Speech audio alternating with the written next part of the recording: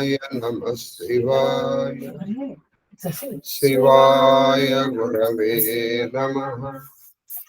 ఓం నమః షణ్డేగాయ నారాయణం నమస్కృత్య నరం చైవ నరోత్తమం దేవీం సరస్వతీం వ్యాసం తతో జయముదీరయే. శ్రీకృష్ణ శరణమమ్మ, శ్రీకృష్ణ శరణమమ్మ, శ్రీకృష్ణ శరణం. మహాదేవ మహాదేవ మహాదేవ. శ్రీమదాంధ్ర మహాభారత ప్రవచన మహాయజ్ఞాంతర్భాగముగా 670వ రోజు ప్రవచనం శ్రీమదాంధ్ర మహాభారతంలోని 18వ పర్వము, శాంతి సప్తకములోని 7వ పర్వము, అన్నిటికీ ఆఖరి పర్వమైన స్వర్గారోహణ పర్వములో పేజీ నంబరు 746 36.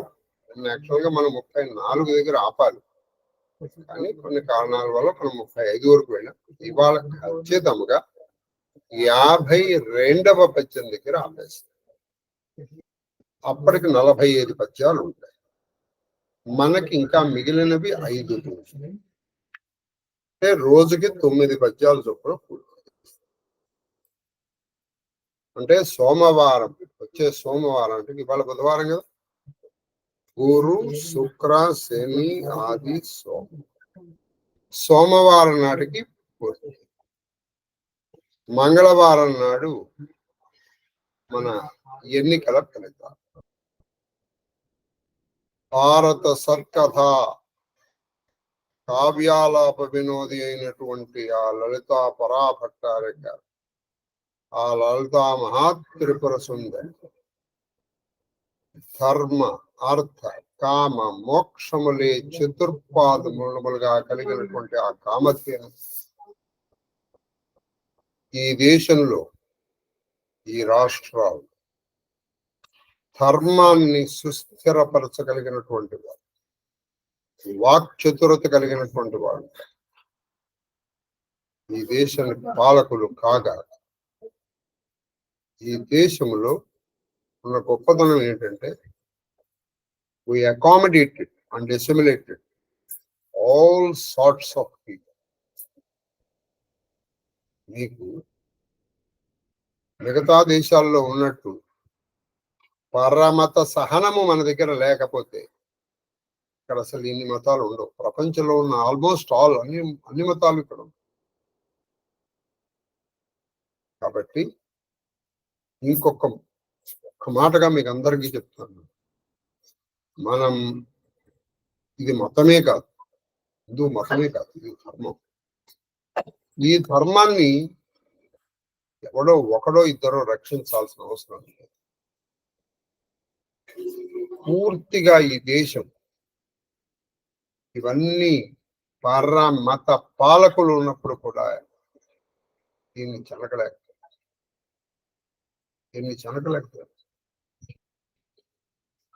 ఆలయాలను ధ్వంసం చేశారు. పూరి ఆలయాన్ని రక్షించుకోవడానికి పాలకుడు మహమ్మదీయుడిగా మారిపోయాడు. మహమ్మదీయుడిగా మారిపోయిన తర్వాత తన లోపలికి ప్రవేశించారు. అప్పుడు ఆయన బయట నుంచి. కాబట్టి ఈ దేశము ఒక రక్షకుని కోరుకోవట్లేదు, ధర్మ పరిరక్షణకు. ధర్మాన్ని రక్షించాల్సింది. ధర్మము ఎప్పుడు ఒకేటప్పటిగా ఉండదు. ధర్మరాజు కూడా ఎంత అసూయపరుడు అయిపోయాడు చూసారు. నారదుడు అప్పుడు ఆయన సున్నితంగా ఎత్తారు. మరి ఇంతటి ధర్మరాజు నరకాన్ని చూడాల్సి వచ్చింది. ఎందుకంటే ఒక మాట ఉందండి, ఇప్పుడు అందులో చెప్పేస్తాను. నాయన, రాజ్యాంతే నరకం ధ్రువం శాస్త్రం. రాజుగా పరిపాలించిన తర్వాత, వాడు మరణించిన తర్వాత వాడికి పుణ్యలోకాలు వస్తాయో లేవో మనకి తెలియదు, కానీ నరకం మాత్రం ఖాయం, ధ్రువం, తప్పనిసరి. రాజ్యాంతే నరకం ధ్రువమని. అందుకే ధర్మరాజుని తీసుకెళ్లారు. ధర్మరాజు అనుభవించాలి, ఇవన్నీ చూసి అనుభవించాలి. అనుభవించేశాడు. ధర్మరాజు అంతటి వాడు అక్కడికి వెళ్ళేటప్పటికి గగ్గోలు పెట్టేశారు ముందు. అయ్యో అయ్యో అయ్యో అయ్యో ధర్మరాజు నరకానికి వెళ్ళటయ్యా అంత గగ్గోలు పెట్టారు. అయ్యా మరి ఏం చేయను, ఆయన రాజు, ధర్మాన్ని తప్పలేదు చూడండి, కాబట్టి చాలు అయినా నువ్వు అనుభవించిన చాలు నువ్వు వచ్చేసాయి. మరి మీ వాళ్ళు ఎప్పుడు అంటారు వాళ్ళ సంగతి కూడా నేను చెప్తాను వినని ఇంద్రుడు వచ్చాడు. నేను చెప్పడాక ఇంద్రుడి మీద ఈయన పేరు నీచు, నువ్వు వెళ్ళిపోను ఆయన అని దూతలు చెప్పేస్తే ఏం చెప్తున్నారు చెప్పండి అమ్మా. కందపద్యం 36ది కందపద్యం. మీరిచ్చో ఉనికి, అది నీవిచ్చో ఉనికి, ఈ దేవతలందరూ వగచ్చి చూసావు నాయన.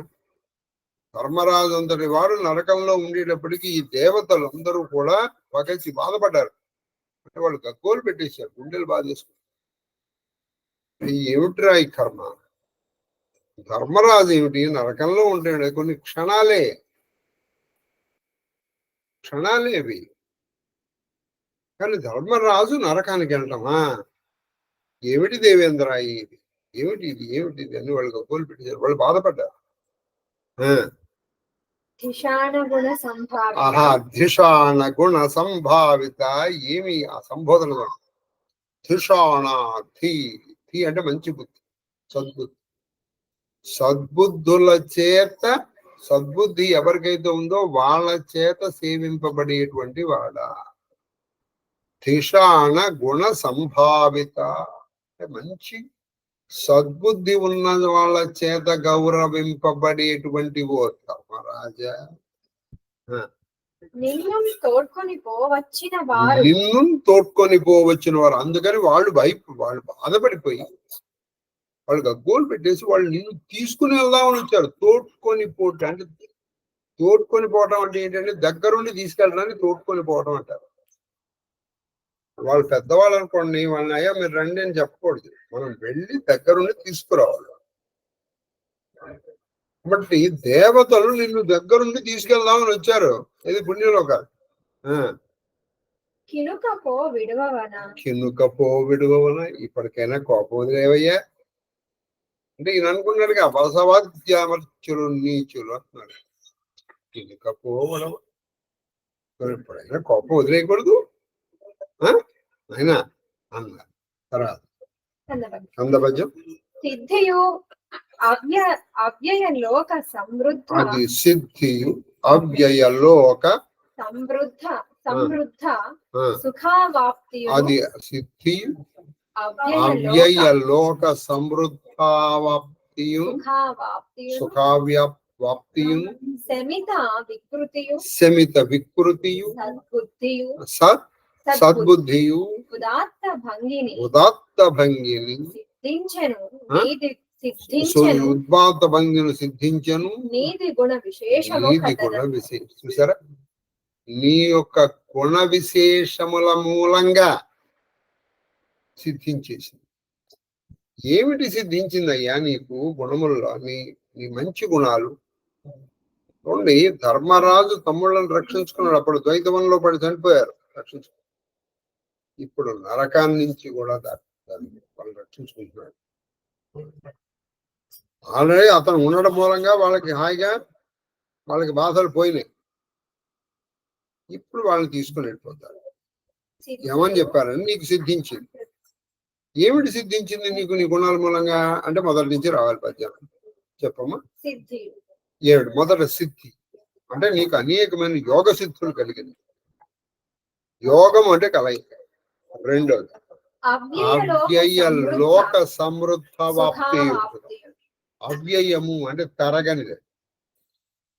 అంటే మనము ఇప్పుడు నీ దగ్గర 1,00,000 రూపాయలు ఉన్నాయి, 1 కోటి రూపాయలు ఉన్నాయి, నువ్వు అది వాడుకుంటూ పోతున్నావు, తగ్గిపోదు. ఇప్పుడు ఒక సామెత ఉంది, కొండైనా తింటూ కూర్చుంటే కరిగిపోతుంది కదా. నీ దగ్గర కొండంత ధనం ఉందయ్యా, తింటూ కూర్చున్నావు, పని పాట ఏమీ లేక, అది కరిగిపోదు. ఓ రోజు కరిగిపోతుంది కదా. అందుకని ఎప్పటికప్పుడు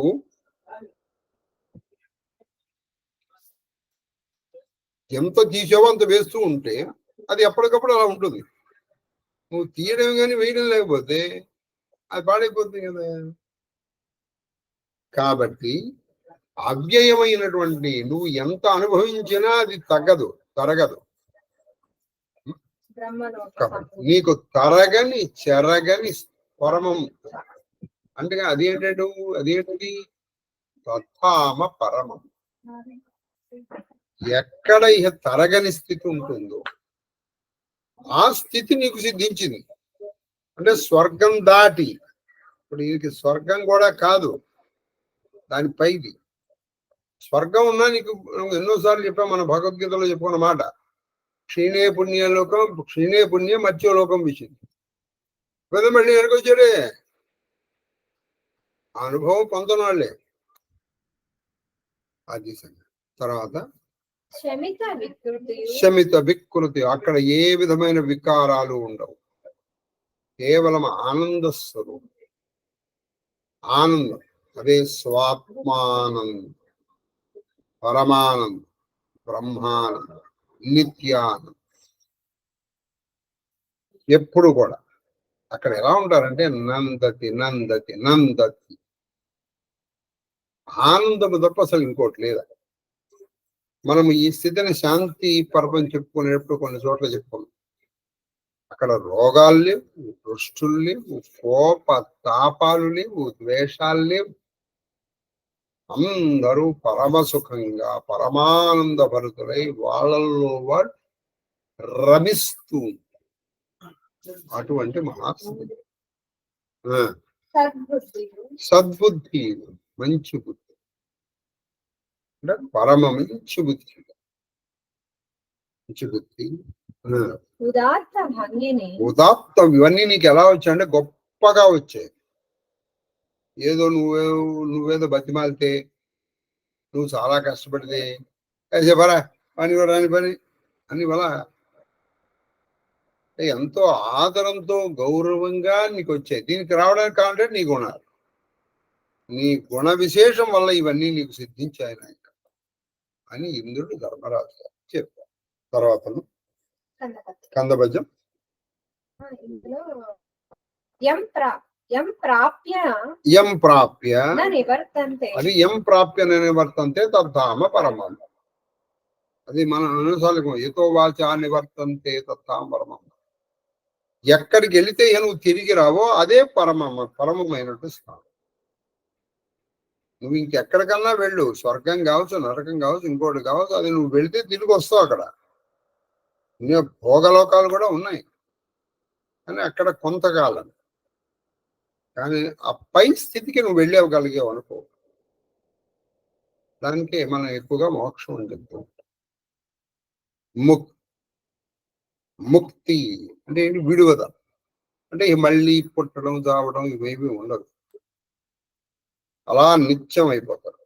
నిత్యం, శాశ్వతం, సత్ చిత్ ఆనందం. సత్యం, చిత్, అజ్ఞానం, ఆనందం, ఆ స్వరూపంలో. తర్వాత కందభజం వినుమొక్కటి చెప్పెదా, ఇంకోటి చెప్తున్నాడు ఆయన. వినుమొక్కటి చెప్పెదా రాజుల వానికి ఎల్ల తప్పదు, అది రాజుల వానికి ఎల్ల తప్పదు అవనీశ్వర. ఎట్లును నారక స్థలంబు కనుగొనవలయుట. ఇది వేది కథితము. వేదంలో చెప్పింది నాయన. ఎందుకంటే వాడు ఎంత ధర్మంగా పరిపాలించినా ఖచ్చితంగా ఇతని నిర్ణయాల వల్ల కొంతమంది ఇబ్బంది పడక తప్పదు. కొంతమంది ఇబ్బంది పడక తప్పదు. ఉదాహరణకి చెప్తాను, ఒకడు నేరం చేశాడు. వాడు నేరం చేసినటువంటి వాడిని కారాగారంలో పెట్టాలి కదా. లేకపోతే వాడు చాలా గొప్ప నేరం చేశాడు, వాడిని ఉరి శిక్ష వేయాలి. మరి వేసినప్పుడు వాడిని ఆధారం చేసుకున్నటువంటి వాడి భార్య, పిల్లలు సంతాపం పడతారు. నువ్వు చేసింది కరెక్టే కానీ వాళ్ళ సంతాపానికి కారణం అయ్యాడు కదా ఈయన. కాబట్టి ఇది ఎలా ఉంటుందంటే, మీకు నాకు బాగా గుర్తు, భాగవతం చెప్పేటప్పుడు ఒక ప్రత్యక్షమైన కథ చెప్పాను, ఒక హిస్టారికల్ ఇన్సిడెంట్ చెప్పాను. ఎవరికైనా గుర్తుందా? ప్రత్యక్షంగా ఒక హిస్టారికల్ ఇన్సిడెంట్ ఎవరికి గుర్తులేదు. మహాదేవుడి దయ వల్ల సంతోషం. ఎందుకంటే ఎవరికైనా గుర్తుంటే ఈ పాటికి ఎవరో ఒకళ్ళు ఓపెన్ చేసి చెప్పుకునేవాళ్ళు కదా. చెప్పదు, సంతోషం.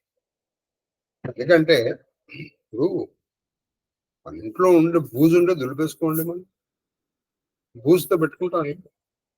మరి ఇవన్నీ గుర్తుపెట్టుకున్నాం అనుకోండి, అవి బూజు లాంటివి కదా. అది ఎప్పటికప్పుడు అవి దులిపేసుకున్నాం అనుకోండి, ఫ్రెష్ గా కొత్తవి నేర్చుకోవచ్చు. తప్పులే, మంచిది. సరే, నాకు మరి ఆనందం కదా, అందుకని నేనే మళ్ళీ చెప్తాను.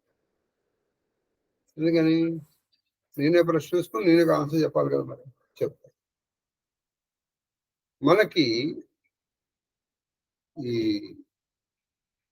హరిహర రాయలు, బుక్కరాయలు వీళ్ళిద్దరూ కలిసి విద్యారణ్య స్వామి వారి యొక్క ప్రోద్బలంతో, సహాయంతో వాళ్ళు ఏం చేశారు, చక్కగా ఒక మంచి రాజ్యాన్ని స్థాపించారు. దాంట్లో శ్రీకృష్ణదేవరాయలు విజయనగర సామ్రాజ్యాన్ని స్థాపించారు. ఇందులో మొట్టమొదట హరిహర రాయలు చనిపోయాడు. రాజ్యం సుస్థిరపడింది. విద్యారణ్య స్వామి మంత్రి, ఆయన స్వయంగా పీఠం స్థాపించారు. హంపి పీఠం అదే. విద్యారణ్యుల వారు కూడా ఇంచు శంకరాచార్యుల వారితో సమానమైన ఇందులో అనుమానం లేదు. ఆయనే శంకర విజయం రాసింది కూడా. అయితే ఒక రోజున ఈ బుక్కరాయలు విద్యారణ్య స్వామి దగ్గరికి వచ్చారు. అయ్యా, రాజ్య పాలన సుస్థిరపడుతుంది. మరి సుస్థిరం చేయడానికి ఖచ్చితంగా దుష్ట శిక్షణ, శిష్ట రక్షణ, ఈ ప్రాసెస్ లో ఖచ్చితంగా మనం కొన్ని తప్పు, రాజ్యాంతే నరకం ధ్రువం అంటారంట కదా. అవునండి, అంటే మీరు నరకానికి వెళ్ళిపోతారు కదా ఖచ్చితంగా. మరి నరకానికి వెళ్ళే రాజ్యం నాకు ఎందుకు? ఒక ఆయన చనిపోయాడు, ఇంకో ఆయన పోతాను అన్నాడు. ఆ తర్వాత వచ్చేటువంటి వాళ్ళు చిన్నపిల్లలు. మరి ఎలా? నేను ఉండనండి, ఎందుకంటే రాజ్యం అందరి కోసం. సరే, నేను చేస్తున్నాను. మరి నా జీవుడి పరిస్థితి కూడా నేను చూసుకోవాలి కదా. రాదు, నేను నరకాలు పడుతుంటే ఇప్పుడు నేను కాపాడినటువంటి ప్రజలు ఎవరన్నా వచ్చి వాడు 100 గొడవ దెబ్బలు వేసారు అనుకోండి, ఈ రాజుగారికి ఒకటి తీసా ఒకటి నన్ను కొట్టాను ఎవడన్నా అంటాడా? అదవా వీడు అన్నా వాడు అక్కడ ఓడు ఒప్పుకోడు. అక్కడ ఎవడి దెబ్బలు వాడివే, ఎవడి సుఖం వాడిదే. అప్పుడు విద్యారణ్య స్వామి బాగా ఆలోచించారు. అయినా నువ్వు ఒక పంచి, నీకు నేను ఒక ఉపాయం చెప్తాను. అప్పట్లో అక్కడ ఒక మహోపాసకుడు, అమూలుపాసకుడు అత్యంలో,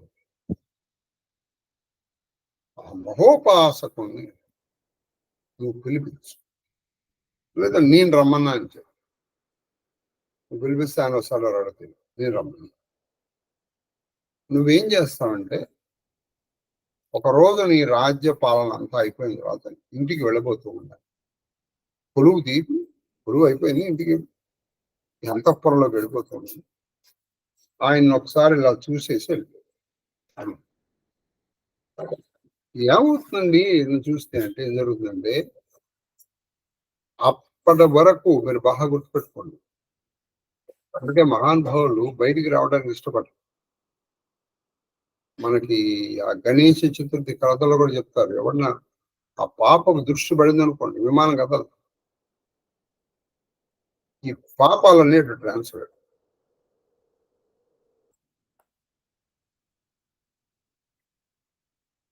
నువ్వు ఆయన భరిస్తాడు. మరి ఆయన అంటున్నావా, ఆయన మంచి యోగ స్థితిలో ఉన్నాడు, ఆయన యోగ స్థితిలో ఉన్నాడు, ఆయన దాన్ని కాల్ చేసుకోగలడు, నువ్వు తీసుకున్నావు. సరే చెప్పు. మహోపాసకుడి దగ్గరికి వెళ్ళారు, చెప్తే ఆయన ఎందుకు చెప్పారు, ఇగో ఇదండి నేను ఒక షరతు మీద వస్తాను. ఏమిటంటే ఆ రాజుగారు నన్ను చూసిన తర్వాత నేను ఇటు తిరిగి చూస్తాను. అప్పుడు నా ఎదుర్కొండా విద్యారణ్య స్వామి వారు. అందుకని ఈయన దానాలు చేశారు, ఇది విద్యారణ్య స్వామి వారు. సరే వచ్చా, అంతా అయిపోయింది. రాజ్యపాలన అయిపోయింది. అని చూసి నమస్కారం పెట్టండి. విద్యారణ్య స్వామి వారు అక్కడ చూశారు. ఇప్పుడు ఈయన చూడాలి. ఈయన చూసి ఆయన వెళ్ళిపోవడం విద్యారణ్య స్వామి వారు తెరయించేశారు.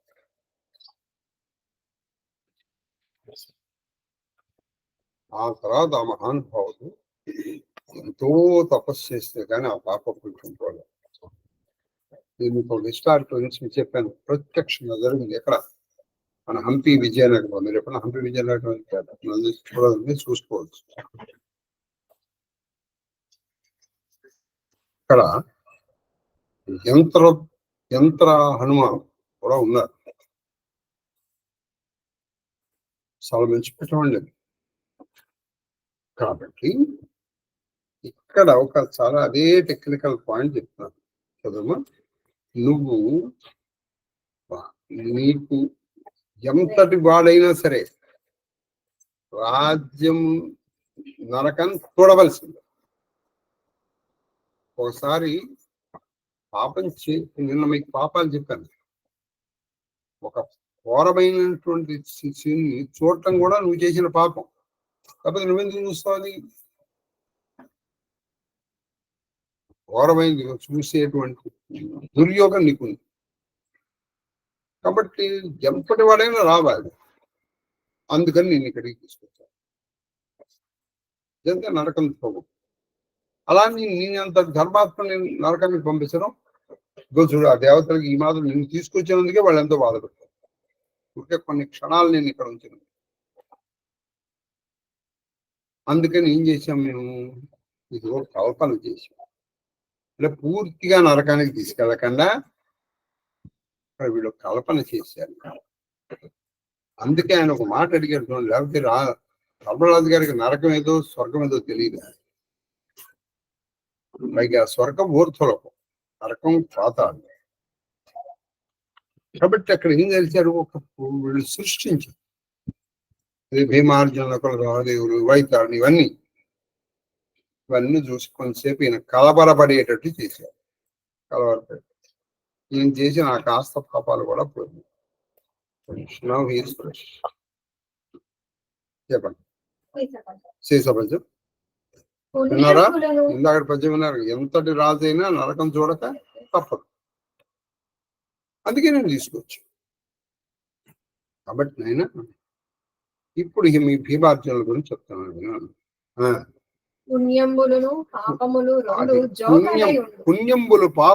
రెండు జోకలై ఉండును. జోకలు అంటే హ్యాండ్ ఇన్ హ్యాండ్, రెండు కలిసి ఉంటాయి. పుణ్యాలు పాపాలు. జోక సరిగ్గా. పుణ్యంబులు పాపములు రెండు జోకలై ఉండు. పుణ్యంబుల వదవు నాక సుఖము. అది పుణ్యంబుల పదవు నాక సుఖం. నీ పుణ్యాల వల్ల నీకేం జరుగుతుంది? నీకు స్వర్గ సుఖాలు వస్తాయి. పాపముల చొప్పడు నరక దుఃఖం. పాపముల చొప్పడు నరక దుఃఖం. పాపముల వల్ల నీకు ఏం లభిస్తుంది?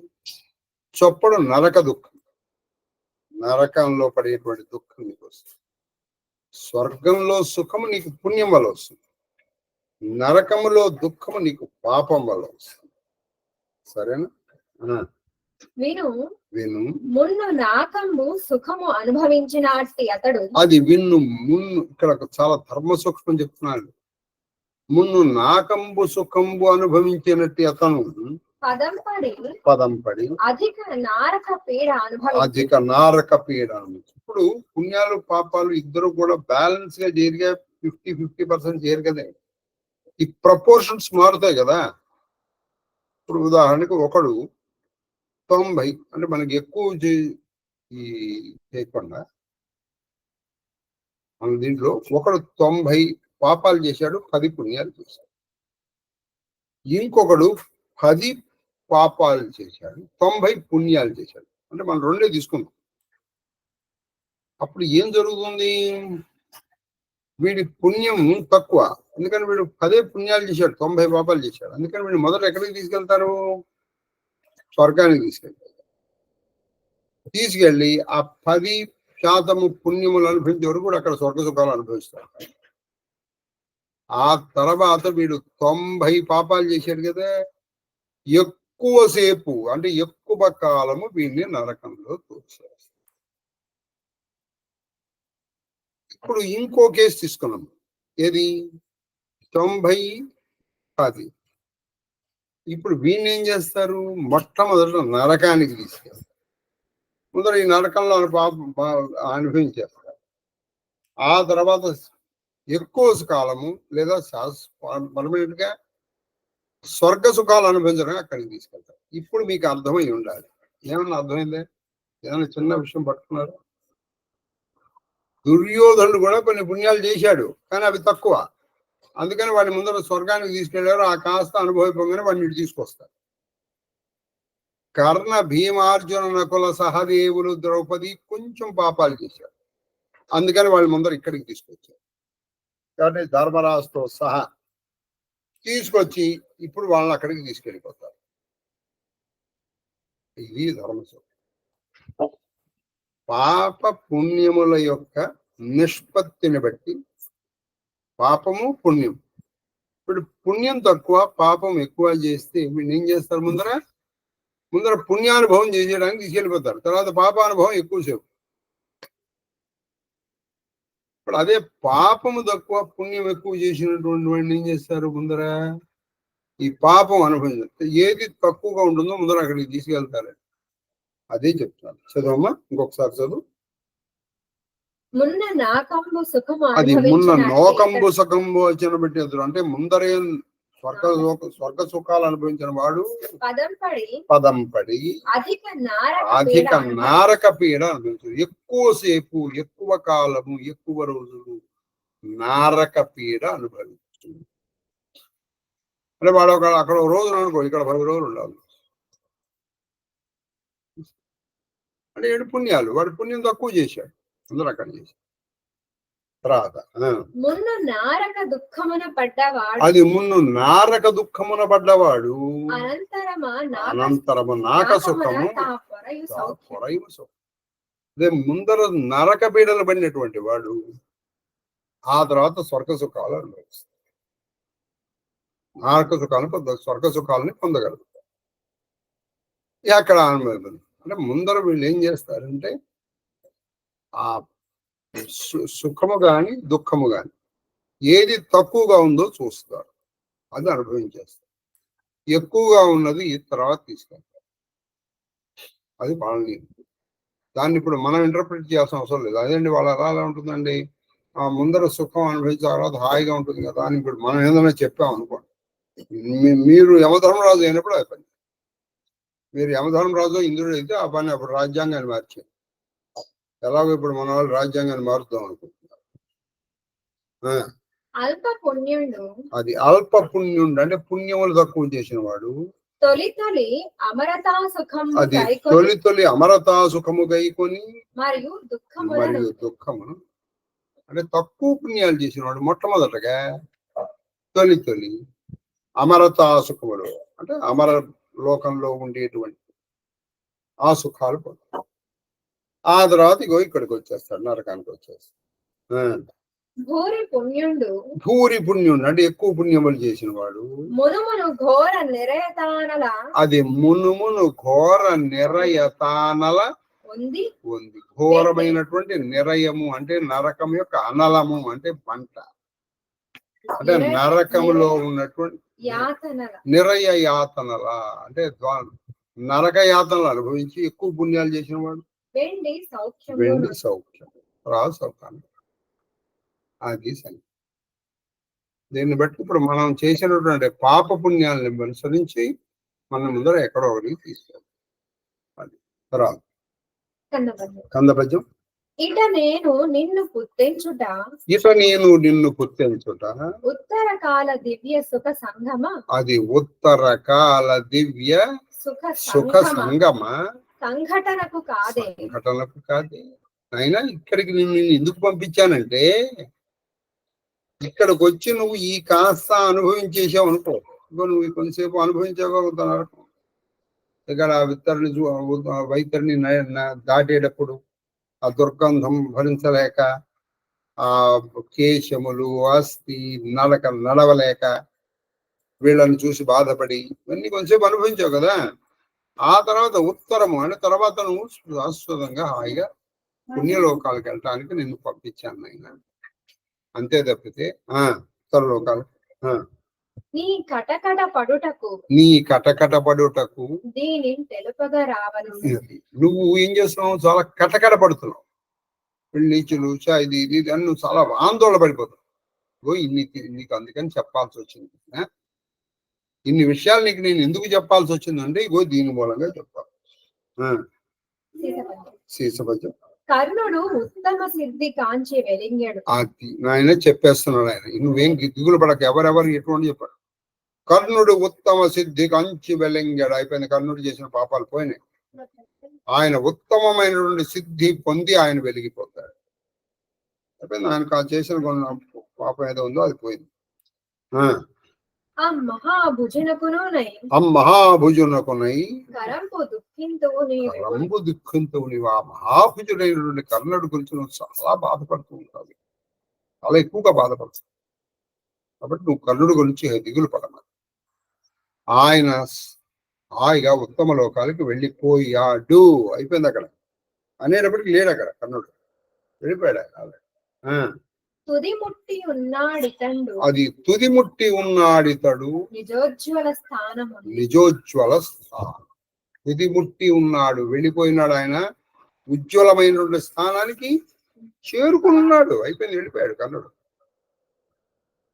కణంలో వెళ్ళిపోయాడు ఆయన. లేడు కర్ణుడు అక్కడ. ఆయన ఉజ్వలమైనటువంటి ప్రకాశవంతమైనటువంటి స్థానానికి ఆయన వెళ్ళిపోయారు.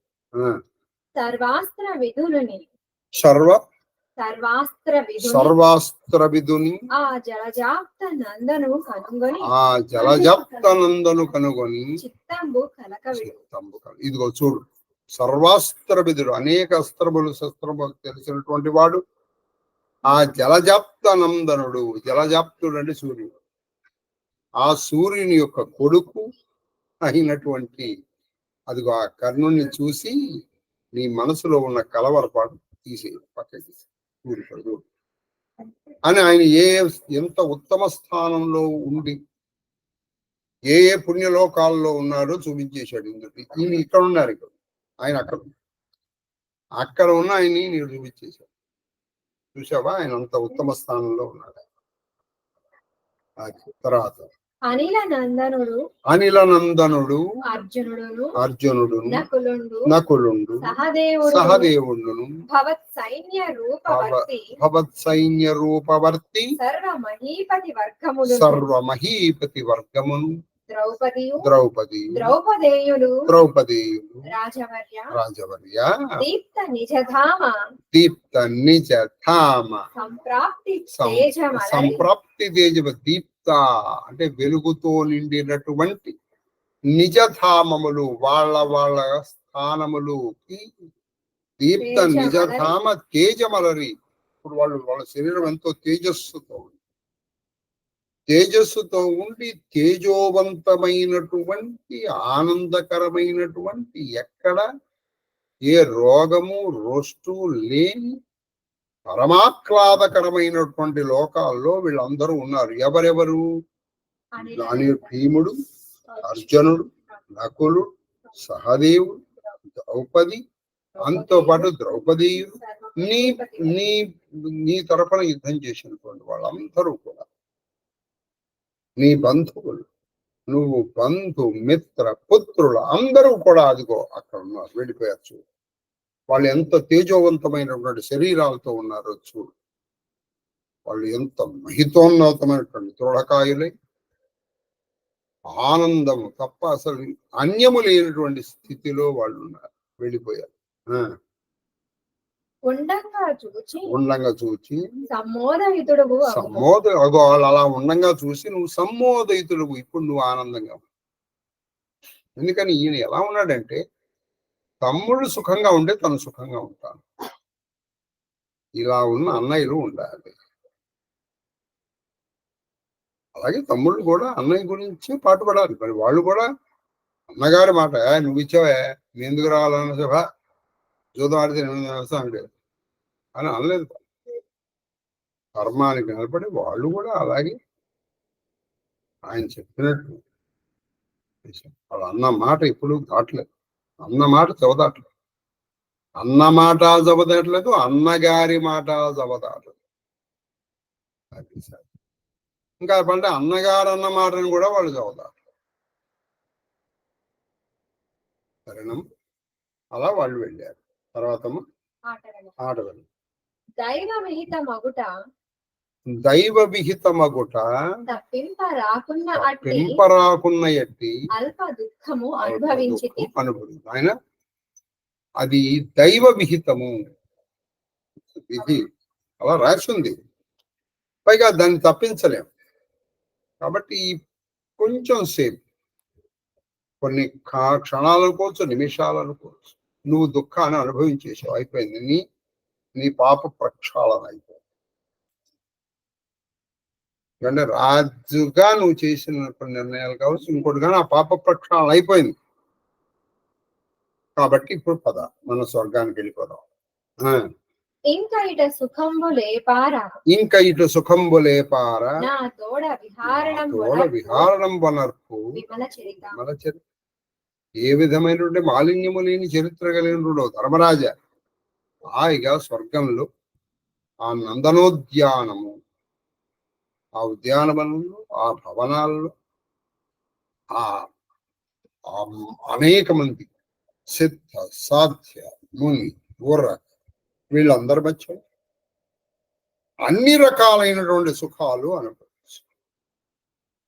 పైగా అది మామూలు సుఖం కాదు, పరమ సుఖం. పరమ సుఖాన్ని పొందు అని చెప్పారు. తర్వాత కందపద్యం మానిత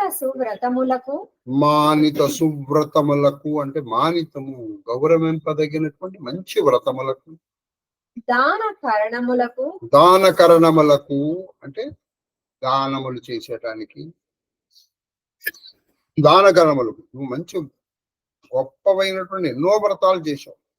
రాజసూయాగం చేసావు, అశ్వమేధ యాగం చేసావు, ఇంకా చిన్న చితక యాగాలు చాలా చేసావు. అలాగే మంచి దాన కరణములు ఎన్నో దానాలు చేసావు. దానం చేసినందుకు గాను అనుగుణమైన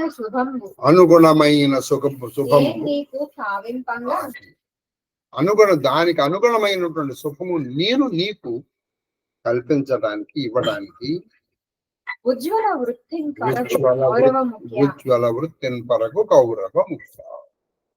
కౌరవ వంశంలో ముఖ్యుడైన నువ్వు ధర్మరాజా, నువ్వు చేసినటువంటి యజ్ఞ యాగ దాన ధర్మాలకి అనుగుణంగా నీకు తగినటువంటి లోకాలు, తగినటువంటి సుఖాలు, తగినటువంటి అనుభవాలు, తగిన ఆనందము నీకు నేను కల్పిస్తాను, ఇస్తాను అని చెప్పారు.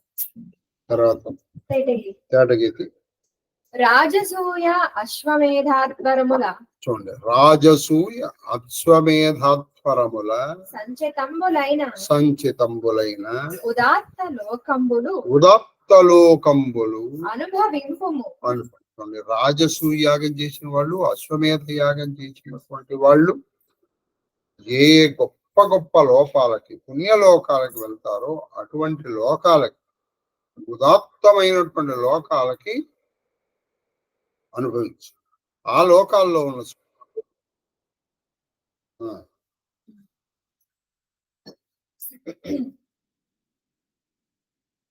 సంచితంబులైన ఉదాత్త లోకములు అనుభవింపుము. ఇంకా ఆదిత్య మహనీయ విభవముసగా ఆదిత్య మహనీయ విభవముసగా అక్షయోధరా సౌఖ్యము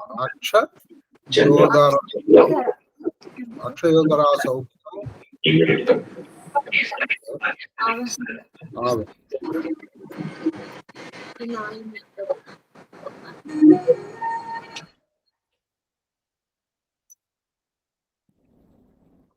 దీన్ని మనము అక్షర పరబ్రహ్మయోగము అని భగవద్గీతలో, మోక్షము అని మనం మామూలుగానే చెప్తాం.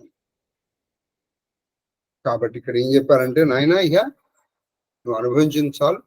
నువ్వు అక్షరము, క్షరము అంటే నాశనం, అక్షరము నాశనము కాని, అవ్యయము తరగని, నిత్యము శాశ్వతము అయినటువంటి ఆ సౌఖ్యం. అంటే అక్కడ ఎటువంటి సుఖం అంటే దాన్ని అందుకే పరమ సుఖం అని. మీరు కొన్ని సుఖాలు ఉన్నాయనుకోండి, ఆ సుఖం ఎంతవరకు ఉంటుంది? కొన్ని క్షణాలే ఏదైనా సరే. ఆ తర్వాత ఆ సుఖాన్ని నువ్వు నెమరు వేసుకుంటూ ఉంటావు. వాళ్ళ తిన్నామండి, అది అంటే అంటే ఆ పౌర్ణంతాన్ని మనసు గుర్తుపెట్టుకుంటుంది. ఇంకా ఆ టేస్ట్ నీ నాలుక మీద లేదు, కానీ మనసుకుంది. ఇది ప్రమాదకారి కూడా. ఎందుకు తెలుసా? ప్రాణోత్క్రమణ సమయంలో ఇవన్నీ గుర్తొస్తాయి. నీకు దైవనామం గుర్తురావు. అందుకని అవే వాసనలుగా వీడు వచ్చే జన్మలో వీడు మళ్ళీ పుడతాడు. అందుకే చూడండి, మనకి సహజంగానే పుడుతూనే కొన్ని అంటే ఇష్టము, కొన్ని అంటే అయిష్టము ఏర్పడతాయి. ఎందుకని ఆ ప్రాణోత్క్రమణలో వీడికి ఇష్టాలు బాగా ఇష్టమైనవి, బాగా అయిష్టమైనవి మాత్రమే గుర్తొస్తాయి. అందుకే మనము అప్రయత్న పూర్వకముగా, బయాలజికల్ టెక్నాలజీలో చెప్పాలంటే, అసంకల్పిత ప్రతీకార చర్యక మన నోటి నుంచి భగవన్ నామస్మరణ రావాలి. ఏదో ప్రయత్నపూర్వకంగా మహాదేవ అండం కాదు, ప్రయత్నంగా. అప్పుడు నువ్వు ఎలా అన్నా కనీసం భక్తితో అంటే ఇంకా మంచిది. ఎలా అయినా మహాదేవుని నామస్మరణతో అంటూ ఉండగా ప్రాణోత్కరణ అయిపోయింది. కనీసం అదిగో అజామిళుడికి పట్టినటువంటి గతి మనకు అవకాశం మళ్ళీ మనకు వచ్చే జన్మలోనే మంచి యోగము, లేదా ఈ జన్మలోనే మోక్షము కూడా కలగవచ్చు కదా. ఆఖరిలో జ్ఞానం రావడానికి ఎక్కువసేపు పట్టదండి, దానికి ఏళ్ళు ఏమి అక్కర్లేదు. ఒక డిగ్రీ పూర్తి చేయడానికి 3 సంవత్సరాల దాకా అక్కడికి ఏపీ అక్కడ. అది తర్వాత శేషపద్యం. మహితవర్తనులైన ఆయన నువ్వు గొప్ప గొప్ప రాజులు, గొప్ప గొప్ప ఎంతో మహితవర్తనులు అంటే వాళ్ళ నడబడికది వాళ్ళు ఒక ట్రెండ్ సెట్ చేసి పెట్టింది. ట్రెండ్ ఫాలోయర్స్ కదా, వాళ్ళు ట్రెండ్ సెట్ చేశారు. అటువంటి గొప్ప గొప్ప చక్రవర్తులను ఏ లోకాలకు వెళ్ళారో నువ్వు ఆ లోకాలకు వెళ్ళావు. ఎవరయ్యా వాళ్ళు? మాంధాత్. ఎవరి మాంధాత్? యవనాశ్వరుడు. ఆ యజ్ఞము నుంచి పుట్టాడు. తండ్రికి తనకి తల్లి లేదు, తండ్రి నుంచి జన్మించాడు. ఈ కథ మనం భాగవతంలో నేర్చుకున్నాం.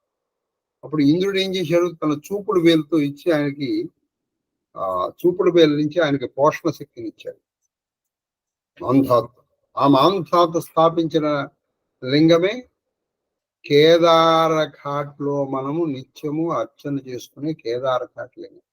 కేదార లింగం ఉంది కదా, మనం ప్రతిసారి దర్శనం చేసుకుని వస్తున్నాం.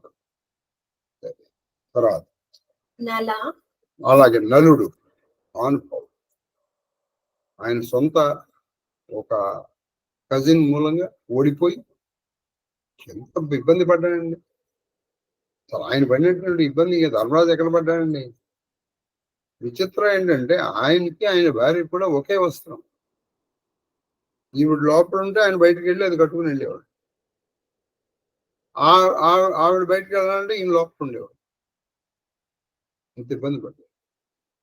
చివరికి శని మహిమ వల్ల మనం అరణ్య పర్వంలో నేర్చుకున్నామండి, చాలా విస్తారంగా నేర్చుకున్నాం. నాకు తెలుసు అదొక్కటే నేను దాదాపు 20-22 రోజులు 8 రోజులు చెప్పాను నలదమయంతి చెప్పి. అందుకే ఇప్పటికి కూడా మీరు ఆ నలుడి చరిత్రను కనుక తలుచుకుంటే కలిదోషాలు రావు.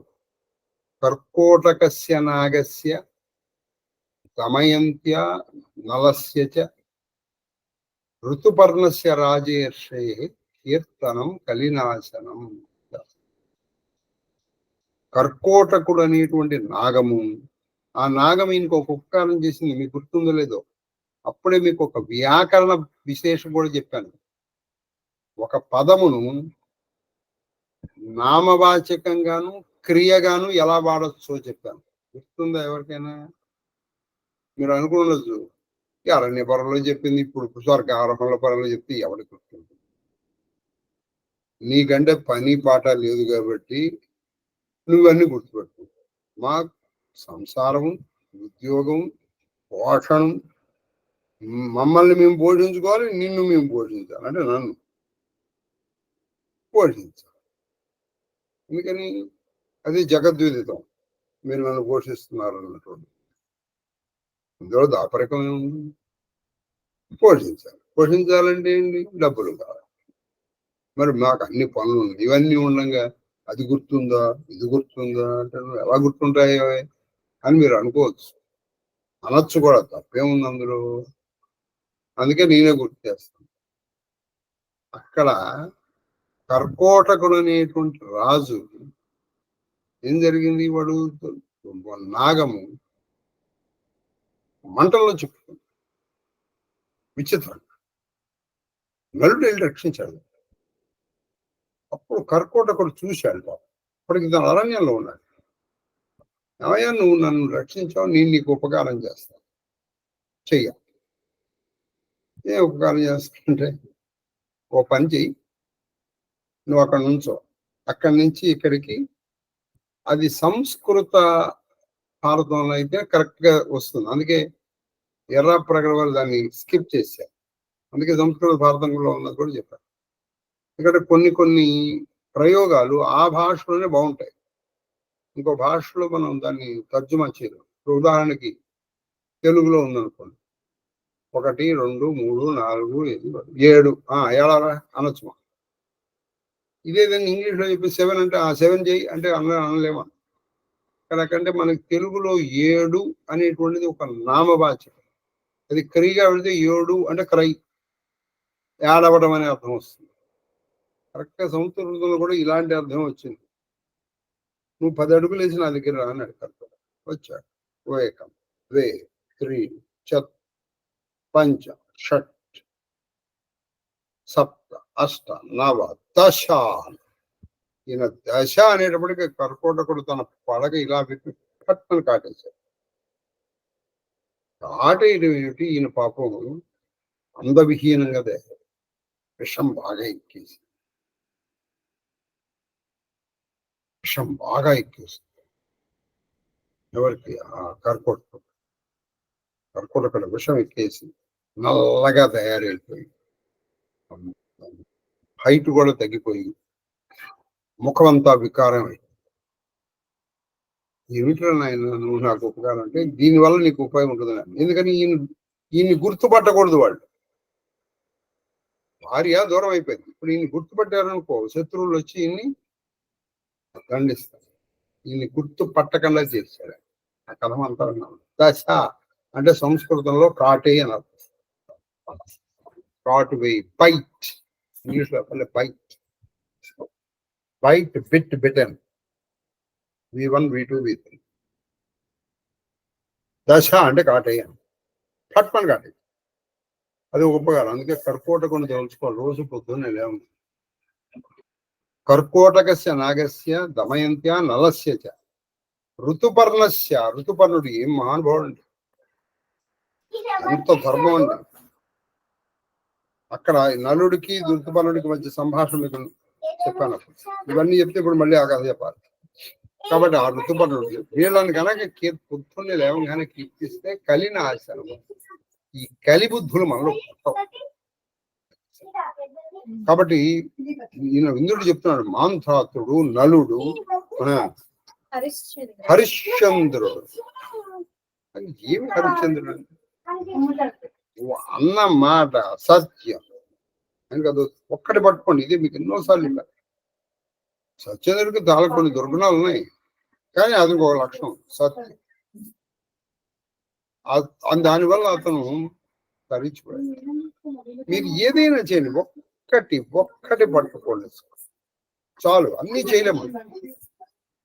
సార్ నిన్ను విరిగి పడ్డాన్ని చండీ చేయకుండా ఇంట్లోంచి కదా. ఈ విషయంలో గణపతి తర్పణ నేను మా రాంభట్ల మాస్టర్ గారికి నాకు చెప్పినప్పటి నుంచి ఆయన ఇంట్లోంచి 5 గంటలకు బయటపడ్డా తర్పణ చేసుకుని బయటపడ్డా. అదొకటి చాలా వరకు 99% ఆయన చేశారు. అలా ఎక్సెప్షనల్, ఆయన చేయకుండా ఇంట్లోంచి బయటకు నేను చేస్తున్నాను. కానీ నేను ఎప్పుడు పని ఉందనుకోండి, 7 గంటలకు పని వెళ్ళేసి వచ్చేసి 9ంటికి వచ్చి ఆయన మాత్రం మొదటి అప్రిషియేట్. అది మీరు ఎట్లా ఉండాలంటే ఏమైనా సరే మాత్రం చేస్తున్నాం. ఇదిగో ఇప్పటికీ 1680 రోజుల మట్టి చేస్తుంది నేను. ఆయన కూడా ఇన్సూరెన్స్ అంతే. కాబట్టి హరిశ్చంద్రుడు అది పడుతున్నాడు. కళ్ళకుండా భార్య నమ్ముకున్నాడు. ఒక్క మాట ఏంటంటే నేను నీకు ఎప్పుడు చెప్పాను, ఏమి సార్ నేను అంటే చాలు, ఫినిష్. లేదు అట్టి కాపలే. ఇది నవఖండ భూమండల పరివ్యాప్తంపై ఉంటుంది. నేను ఎప్పుడన్నా హరిశ్చంద్ర నాటకం చూసారో లేదా? ఆ హరిశ్చంద్రుడు భుజం మీద ఆ సురాపాన్ కళ్ళుకొండ మోస్తూ ఉంటాడు. అప్పుడు ఆ హరిశ్చంద్రుడు అతను అనుకుంటాడు, ఓహో సురాపాండమా, ఏమి నీ భాగ్యం, నవఖండల మండలాధీశుడైన ఈ హరిశ్చంద్రుని పూజాదండం వ్యక్తివి కదా. ఏది ఎటువంటి ఈ చెయ్యి ఆ రాజదండం పట్టుకోవలసినటువంటి చెయ్యి ఇక్కడ కొరివి పట్టుకో అని చెప్పేసి, ఏమి పద్యాలని బల్జేపల్లి లక్ష్మీ అంటూ ఆయన ఒక మాట అంటాడు. హరిశ్చంద్రుడు గతించిన తర్వాత కష్టములకు నెలకొండు. హరిశ్చంద్రుడు కనుక వెళ్ళిపోతే పాపం కష్టాలకు తావు ఎక్కడ ఉంటుందిరా, నేను ఉన్నాను కాబట్టి ఈ కష్టాలన్నీ వెళ్తే నా దగ్గరకు వస్తుంది. ఏదో ఓ రోజున పడిపోవాలికే, పడిపోతే పాపం ఇవి ఏమైపోతాయో అనుకుంటాడు. అటువంటి హరిశ్చంద్రుడు ఏ స్థితికి వెళ్ళిపోయాడో మరణానంతరం, ఆ స్థితికి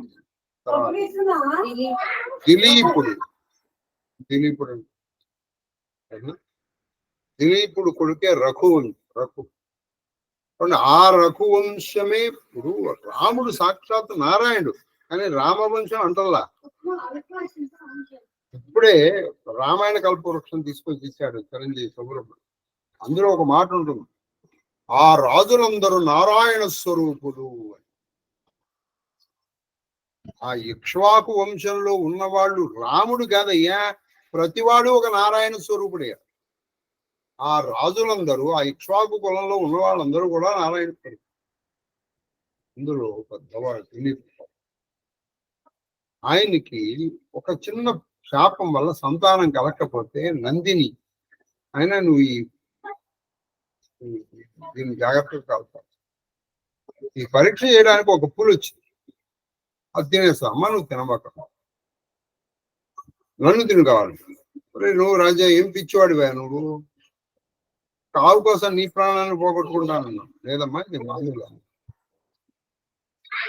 వాళ్ళిద్దరికి చాలా మంచి డిస్కషన్ జరుగుతుంది. తర్వాత మొత్తానికి తినంత అని ఇలా కింద కూర్చున్నాడు, ఎగిరి దూకింది, వరం ఇచ్చేసి. అప్పుడు పుట్టినటువంటి వాడు రఘు మహారాజు. అందుకని మనం తపస్సు చేసి కన్నటువంటి వాళ్ళు వంశ ప్రదీపకులు అవుతారు. అంతేగాని పశు సమాగమం వల్ల జన్మించినటువంటి వాళ్ళు లోకోపకారకులు అవుతారని చెప్పడానికి. పశు సమాగమం చేసినటువంటి వాళ్ళు రోగోద్ధారకులు ఎందుకు అవుతారు? పశువులే.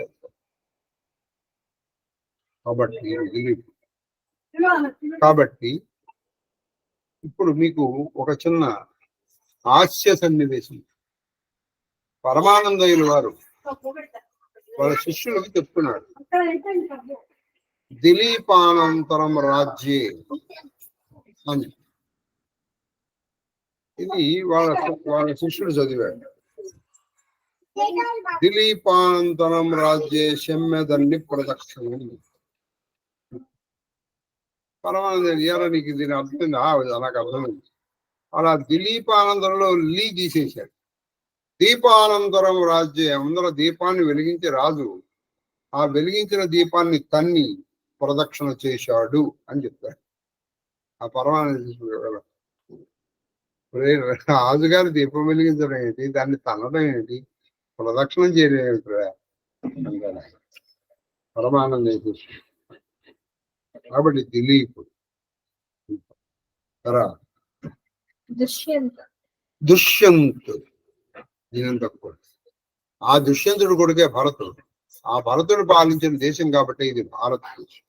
ఆ భారతం వంశానికి చెందిన వాళ్ళు ఈ ధర్మరాజు. దుష్యంతుడు అయితే వీడు అబద్ధం ఆడాడు. ఏది ఆమె తెలుసు శకుంతల, అందుకే కాళిదాసు రాయనంటే రాయను వాడు అబద్ధం అండి. అబద్ధం వాడు హీరో ఎలా అవుతాడు? ఈ విషయం బాగా గుర్తు పెట్టుకోవాలని ప్రస్తుతం. అందుకే మనం ఏదైనా చదివితే తెలుస్తుంది. ఇప్పుడు మీరు కొన్ని సినిమాల్లో చూస్తే ఆ హీరోనే బీడీలు సిగరెట్లు తాగుతూ ఉంటాడు. మరి వాడిని హీరోని వాడి ఫాలో అవ్వాలా వద్దా? అక్కడ వాడు ఏం చేస్తాడు? వాడు ఏదేదో మెడికేటెడ్ తాగుతాడు. వీడికి మెడికేటెడ్ లభించదుగా ఇక్కడ. కాబట్టి వీడు పోతాడు, వీడి క్యాన్సర్ వచ్చి. వాడు బాగానే ఉంటాడు. పాపం ఒక ఆయన గొగ్గోలు పెట్టాడండి. ఏమిటండి ఈ సినిమా? నువ్వు స్మగ్లింగ్ చేసేటువంటి వాడిని హీరోగా చూపించేస్తావా? పైగా ఆ పోలీస్ ఆఫీసర్ని కొడతాడా? ఇది నీకు ఇదే ప్రచారం అయిపోతే ఇక నీకు ఏమవుతుంది అని గగ్గోలు పెట్టాడు. పాప ఆయన అందరూ ఆయన మీద తిరుగుబాటు చేశారు. నీకు ఇదేనా అర్థమైంది? అఫ్కోర్స్ ఆయన ఇవే పట్టించుకోలేదు అనుకోండి వేరే. కాబట్టి నువ్వు స్మగ్లింగ్ చేసేటువంటి ఇది అది పుష్పైనా ఇంకోటైనా తప్పే. స్మగ్లింగ్ చేసిందంటే పుష్పం అని వదిలేస్తాను. అది కానీ ఎంతో పాపం మహానుభావుడు కరిపాట ఆయన ఎంతో గగ్గోలు పెట్టాడు. ఏమిట్రా ఈ సినిమాలే. ఆ తర్వాత భరతుడు, ఆ దుష్యంతుడు కొడుకే భరతుడు. దీన్ని అందుకు ఇప్పుడు దుష్యంతుడు రాయలేదు. ఇప్పుడు ఏం చేయాలంటే కొంచెం మార్చారు, అభిజ్ఞానం శాకుంతలం అని పెట్టి. సరే ఈయన కొడుకు భరతుడు. ఈయన అసలు ఎంత బాగా రాజ్యం ఇచ్చారు. అందుకే అప్పటి వరకు మన దేశం పేరు ఆర్యావర్తం. భరతుడు పాలించిన తర్వాతే మన దేశానికి భారతదేశం పేరు. ఇటువంటి రాజులు ఏ స్థితికి వెళ్ళారో ఆ స్థితికి నువ్వు వెళ్ళిపోనైనా అని దీవించాడు. చెప్పండి. భరతుడు పొందిన కీర్తనీయోన్నతిని పొందిన పూజింపదగినటువంటి ఉన్నత స్థితికి వెళ్ళిపోనాయన అని చెప్పారు. నేను కొనియాడంగా అది మునిని నిన్ను కీర్తించడం కోసం మునులు నిలింప దేవతలు గంధర్వ గరుడ ఉరగ ప్రధానులు సిద్ధ సాధ్య సప్తములు సకుతుముగా వచ్చాను. చూసారు వాళ్ళు ఎంతో ఉత్సాహంగా వచ్చారు. ఎవరు? సిద్ధులు, సాధ్యులు, గరుడులు, ఉరగులు, దేవతలు, మునులు. ఇదిగో వచ్చారు నాయన. అదిగో చూసుకోవాలి. అంటే ధర్మరాజు యొక్క ధర్మగుణాన్ని, ధర్మరాజు యొక్క దాన గుణాన్ని, ధర్మరాజులో ఉన్నటువంటి ధైర్య గుణాన్ని కీర్తించడానికి వచ్చారు నాయన వాళ్ళందరూ. అదిగో చూడండి.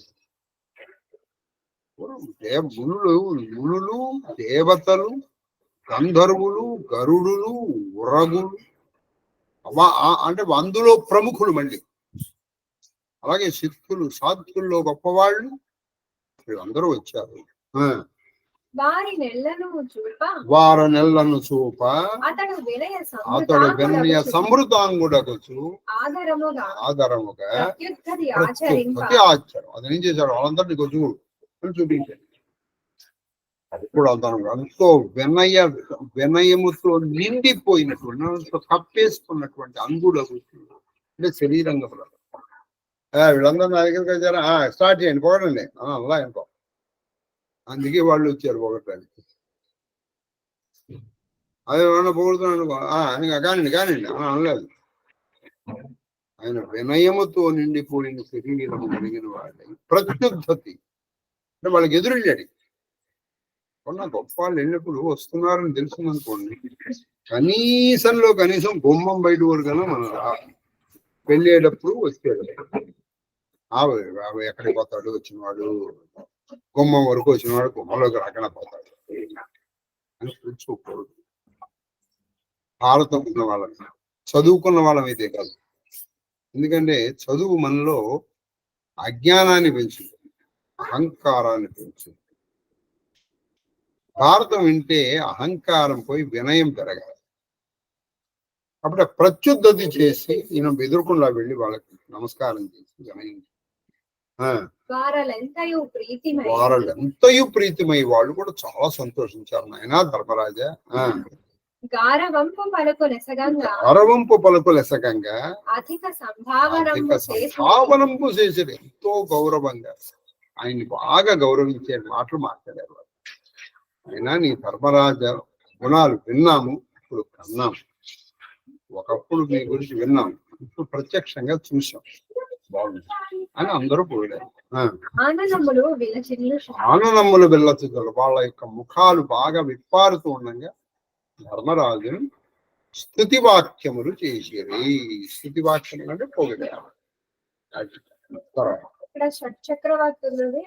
అది షట్చక్రవర్తులు, ఆరుగురు చక్రవర్తులు నాలని పొద్దున్నే వెళ్ళి తలుచుకోవాలి. మా షట్చక్రవర్తులు, అలాగే మన వీళ్ళ నారాయణ విష్ణు భక్తులు 12 మంది ఉన్నారు.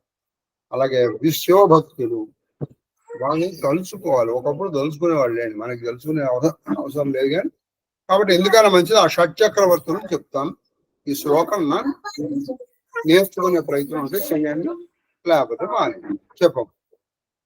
హరిశ్చంద్రో నలో రాజా, అది హరిశ్చంద్రో నలో రాజా పురుకుత్స పురూరవః సగర కార్తవీర్యస్య షడైతే చక్రవర్తిన. ఈ ఆరుగురినే చక్రవర్తులు అని పిలవాలి. వీళ్ళు తలుచుకోవాలి మనం. ఈ మహాజపంలో ఉంది కూడా. ఎవరు వాళ్ళు ఇంకొకసారి చెప్తాను మీకు, సౌకర్యం లేకపోతే వాళ్ళ పేర్లు ఉన్నా చాలు. ఏదో హరిశ్చంద్రో నలో రాజా పురుకుత్స పురూరవః సగర కార్తవీర్యస్య షడైతే చక్రవర్తి. ఈ ఆరుగురిని తలుచుకోవాలి. అది మంచి వచనం. ఆ మహేంద్రుడు ఆ మహానుభావునితో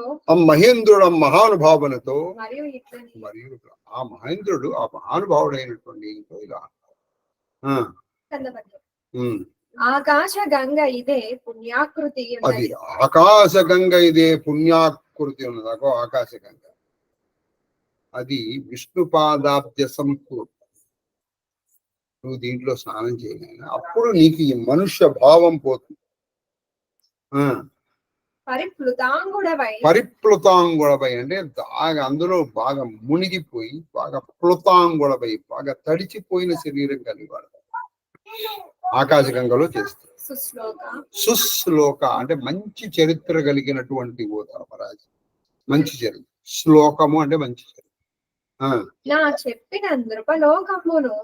చెప్పిన నృపలోకమును అమలోకసు. ఇప్పుడు నేను కొంతమంది రాజులు చెప్పాను, ఆ రాజులు దివ్య సుఖాలు అనుభవిస్తారు. వాళ్ళని మించిన సుఖాలకు వెళ్తాం. ఏది ఇప్పుడు ఈయన కొంతమంది రాజులు చెప్పాడు ఎప్పుడే గుర్తుంది కదా.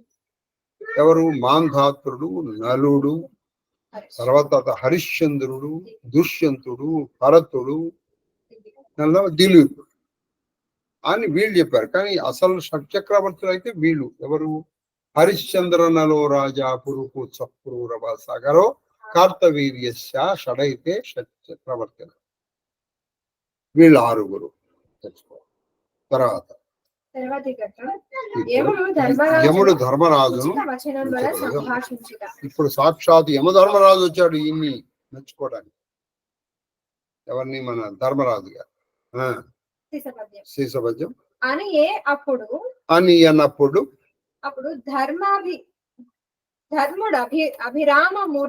ధర్ముడు అభిరామమూర్తి కూర్చొని ఇప్పుడు ఇలా అనేటప్పటికీ అక్కడికి ధర్మరాజు వచ్చాడు. ధర్ముడు అభిరామము సినిమాల్లోనూ నాటకాల్లోనూ యమధర్మరాజుని పరమ వికారంగాను వికృతంగాను భయంకరంగాను చూపిస్తారు. యముడు అటువంటి వాడు కాదు, అది దేవదాసు అభిరామమూర్తి. చాలా అందంగా ఉంటాడు ఆయన, చాలా అందంగా ఉంటాడు అభిరామమూర్తి. అంటే పాపులకి అలా కనిపిస్తాడు ఆయన. ఆయన సహజ స్వరూపం భయంకరమైంది ఏం కాదు. వాడు చూడరా యముడిలాగా ఉన్నాడు, ఎప్పుడు ఆలోచించేవాడు. అభిరామమూర్తి మనోహరమైనటువంటి విగ్రహము కలిగినటువంటి వాడు. ముఖ ప్రసాదంబున కరము వెలుగ. ఆయన ముఖం చాలా ఆనందం. ప్రసాదం అంటే అనుగ్రహంతో, కరము వెలుగ ఆనందంగా ఉంది. తన కొడుకు యొక్క ధర్మనిష్ట చూసి తన కొడుకుని, ఎందుకంటే పుత్రోత్సాహము జనులా పుత్రుని కనుక పుత్రోత్సాహములు పొందుతుందని ఇప్పుడు ఆయన కొడుకుని మునులు, దేవతలు, సిద్ధులు, సాధ్యులు, గంధర్వులు, గరుడులు, ఉరగులు ఇంతమంది మెచ్చుకునేటప్పటికీ ఆయనకు చాలా ఆనందంగా ఉంది. ఆయన ముఖంలో కనిపిస్తోంది ఉత్సాహం. ఆ రాజవర్యుని చేరంగాడికి, ఆ రాజుల్లో శ్రేష్ఠమైన ధర్మరాజుని దగ్గరికి వచ్చి, యమధర్మరాజు నిస్సీమ గౌరవ అంటే నీ గౌరవానికి సీమలు లేవు. సీమలు లేవంటే ఎల్లలు లేవు, హద్దులు, సరిహద్దులు లేనటువంటి గౌరవంతో వెలిగిపోతున్నటువంటి ఓ ధర్మరాజా, పరీక్షింపకంటి నిన్ను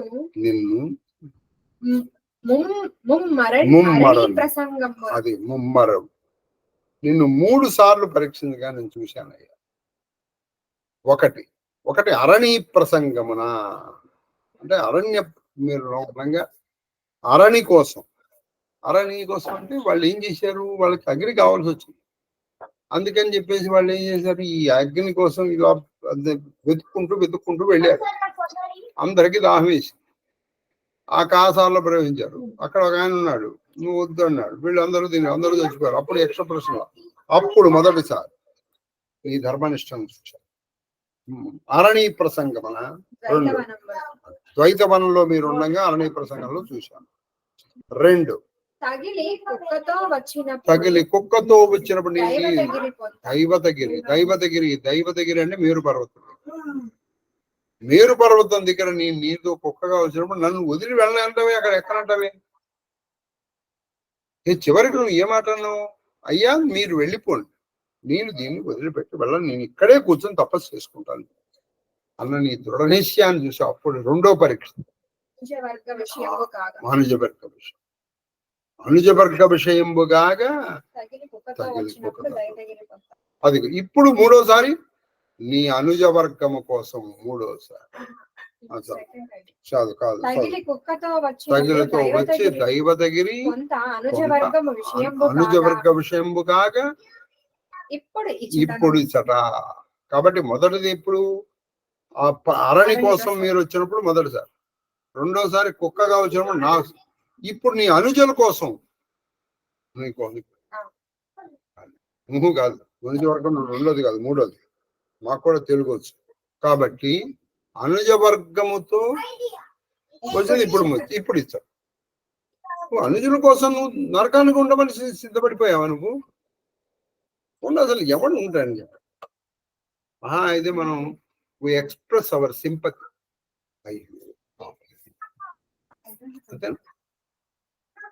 ఇప్పుడు ఒకడు ఉన్నాడు అనుకోండి, ఏమన్నా మీరు ఇక్కడ ఉంటే నాకు హాయిగా ఉందండి, నువ్వు ఎండలో ఉన్నావు, ఎక్కడ పోనీ మనం అంత వైద్యుని వరకు వద్దండి, ఒకడు పొలంలో బాధపడిపోదు.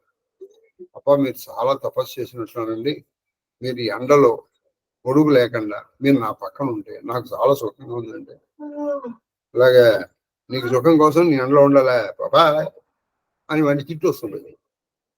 ఉండము సరి కదా, ఇంకో 4 మాటలు అనిపిస్తుంది. కాదండి మీరు గుండె మీద చేసుకుని చెప్పండి. పైగా మన వాడి మీద చూడండి ఎంత వాడు స్వార్థపరుడో. ఈయన ఉండిపోయాడు, పంపించేశాడు. ఏమి ధర్మ నిష్టకి నిలబడ్డవాడు నాయన పుత్ర. చలము ఒక్కప్పుడైనా నీదు మది అది చలము ఒకప్పుడైన నీదు మది అప్పుడు ఇప్పుడు ఎప్పుడు నీ మదిలో అసలు సుస్థిరముగా ఉన్నావు. చలము లేదు అంటే చలనం లేదు. అప్పుడైనా నకులుని కోరుకున్నాడు.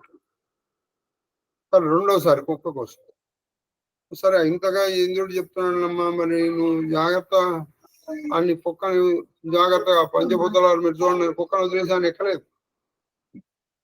తాను ధర్మం కోసము తాను ఇబ్బంది పడటానికే సిద్ధపడిపోయాడు. ఇబ్బంది పడటానికి సిద్ధపడిపోయాడు. ఎక్కడా కూడా ఆ ధర్మ మార్గాన్ని వదలదు. చూశాను. దమము శమము సత్యము. దమము అంతరింద్రియ నిగ్రహము, శమము బహిరింద్రియ నిగ్రహము, సత్యము మద్గత సార భక్తి. మద్గత సార భక్తి అంటే నా యందు ఉన్నటువంటి నీకు సారవంతమైనటువంటి ఘనీభవించినటువంటి భక్తి నీకు అగ్గరములు మహనీయులు. భక్తుల దేవుడి పట్ల నీకు భక్తి, సత్యం, శౌచము, ఇంద్రియ నిగ్రహం ఇవన్నీ నీకు సహజ గుణాలు ఉంటాయి. అందుకే నువ్వు ఈ పదవికి అర్హుడి.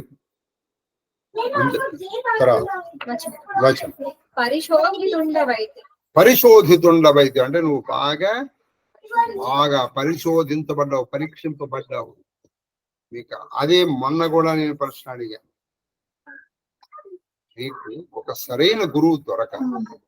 ఎటువంటి గురువు దొరకాలి? మిమ్మల్ని పరీక్షించి పరిశోధించి ఖచ్చితంగా ఇబ్బంది పెట్టే గురువే. అంటే ఇబ్బంది అంటే ఎట్లాగా? నువ్వు చేయవా 3 రోజులు తినకుండా చెయ్యి. అయ్యో నేను పడిపోతాను, నువ్వు పడిపోతే నువ్వు చెయ్యి రా అన్నాడు, నాతో పాటు నాడు అని నిన్ను దానికి ఖచ్చితంగా పరీక్షించాలంటే పరీక్ష అంటే నీకు ఇబ్బంది కలిగాను. పరీక్ష ఎవరికైనా చాలా ఏదో మామిడి పండు తిన్నట్టు ఉంటుందా? పరీక్ష అంటే ఇబ్బంది. మరి నువ్వు ఆ ఇబ్బంది పడటానికి సిద్ధపడినప్పుడే అసలు నువ్వు పరీక్షకు ముందర రావాలి. అలా పెట్టి పరిశోధించి నిన్ను చెక్కినటువంటి వాడే గురువు. మీ దురదృష్టవశాత్తు ఏం పర్వాలేదు, గురుగారు నేను రోజుకి 4 సార్లు చేయలేనండి, 4 సార్లు చేయాలంటే సాయంకాలం 3 అవుతుందండి, అప్పుడు నేను అన్నం తింటే నాకు ఆరోగ్యం పాడైపోతుంది, కాబట్టి నేను రోజుకి 4 రోజులకు ఒకసారి చేస్తాను. అలాగే అని గురువు మిమ్మల్ని ఒప్పేసుకున్నాడు అనుకుందాం అనుకోండి. ఇప్పుడు చెడిపోయేది ఎవరు? గురువు సంగతి వాడి పని వాడి పోతాడు పని. వీడు పోకుండా ఉంటాడు, ఎందుకని వీడు పరిశోధింపబట్టలేదు. చెప్పాలి నాయన, మీ అందరికీ చెండి 2018, 2019లో చెప్పాను. ఏ పంతిలో చెప్పాను? నెలకి 1 రోజు మనం ఎవరింటికైనా ఆ ఇంటి వాళ్ళతో మనకి సంబంధ బాంధవ్యాల్ని పట్టించుకోకుండా, వాడు మీకు కిట్టకపోవచ్చు కానీ గురువుగారు వెళ్ళాడు. అలా నాతో ఒకళ్ళే వస్తారు అంటే అక్కడ వాళ్ళతో సంబంధ బాంధవ్యాలు లేక వచ్చి వెళ్దాం చేద్దాం. ఖచ్చితంగా వస్తుంది, కష్టమే అవుతుంది. కష్టానికి ఇష్టపడి అది నష్టం కాదురా, నాకు ఇది చేయడం వల్ల నాకు ఎంతో కొంత వస్తుంది అనుకున్నట్టు అనుకోవాలి. అలా చేయించాలి. మీకు ఎన్నోసార్లు చెప్పాను. ఒకసారి నేను ఒక ఆయన కలవడం జరిగింది. ఆయన గురువు గారు, నువ్వు అరుణాచల్ గిరి ప్రదక్షిణ 6 నెలలు వరుసగా చేయి, అప్పుడు నీకు నేను దీక్షిస్తాను. ఈయన 2 నెలలు 3 నెలలు ఆయన చేశాడు. కలిపి ప్రవేశించింది వాడు. కరెక్ట్ గా 4కి నువ్వు ప్రారంభించాలి. రోజు వర్షం రాని వాయన సరే అది ఆటోమేటిక్ గా అది ఇన్సూరెన్స్ అదే టైం కంప్లీట్ అయింది. ఏంటి ఇప్పుడు ఏదైనా మంత్రం ఇవ్వాలి, వాళ్ళ లక్ష్యం చేయమన్నారు, ఇంకోటి చెప్పాలి. దీని చుట్టూ తిరిగితే నాకు వచ్చేది ఏముంది? అసలు ఇవాళ కొంచెం లేట్గా వెళ్తే వచ్చే నష్టం ఏంటి అని అయిపోయింది. స్టార్ట్ చేసి నేను అతను చూసాను అధ్యక్షుడు. అతని పేరు నా చెప్పొద్దని నాకు వాగ్దానం తీసుకున్నాడు కాబట్టి నేను చెప్పట్లేదు. మన దగ్గరే ఉంటాడు. మన దగ్గర అంటే మనం ఉన్న పట్టణంలో ఓ 2-3 నెలలు వెళ్ళట్లా. గురువు గారు వచ్చి ఆయన ఇవాళ బయలుదేరలేదు.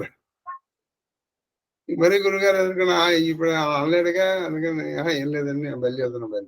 సరే వెళ్ళారు మొత్తం గిరి ప్రదక్షిణ అంతా చేసుకున్నప్పుడు ఎన్నో విషయాలు ఏమి మామూలుగా మాట్లాడారు.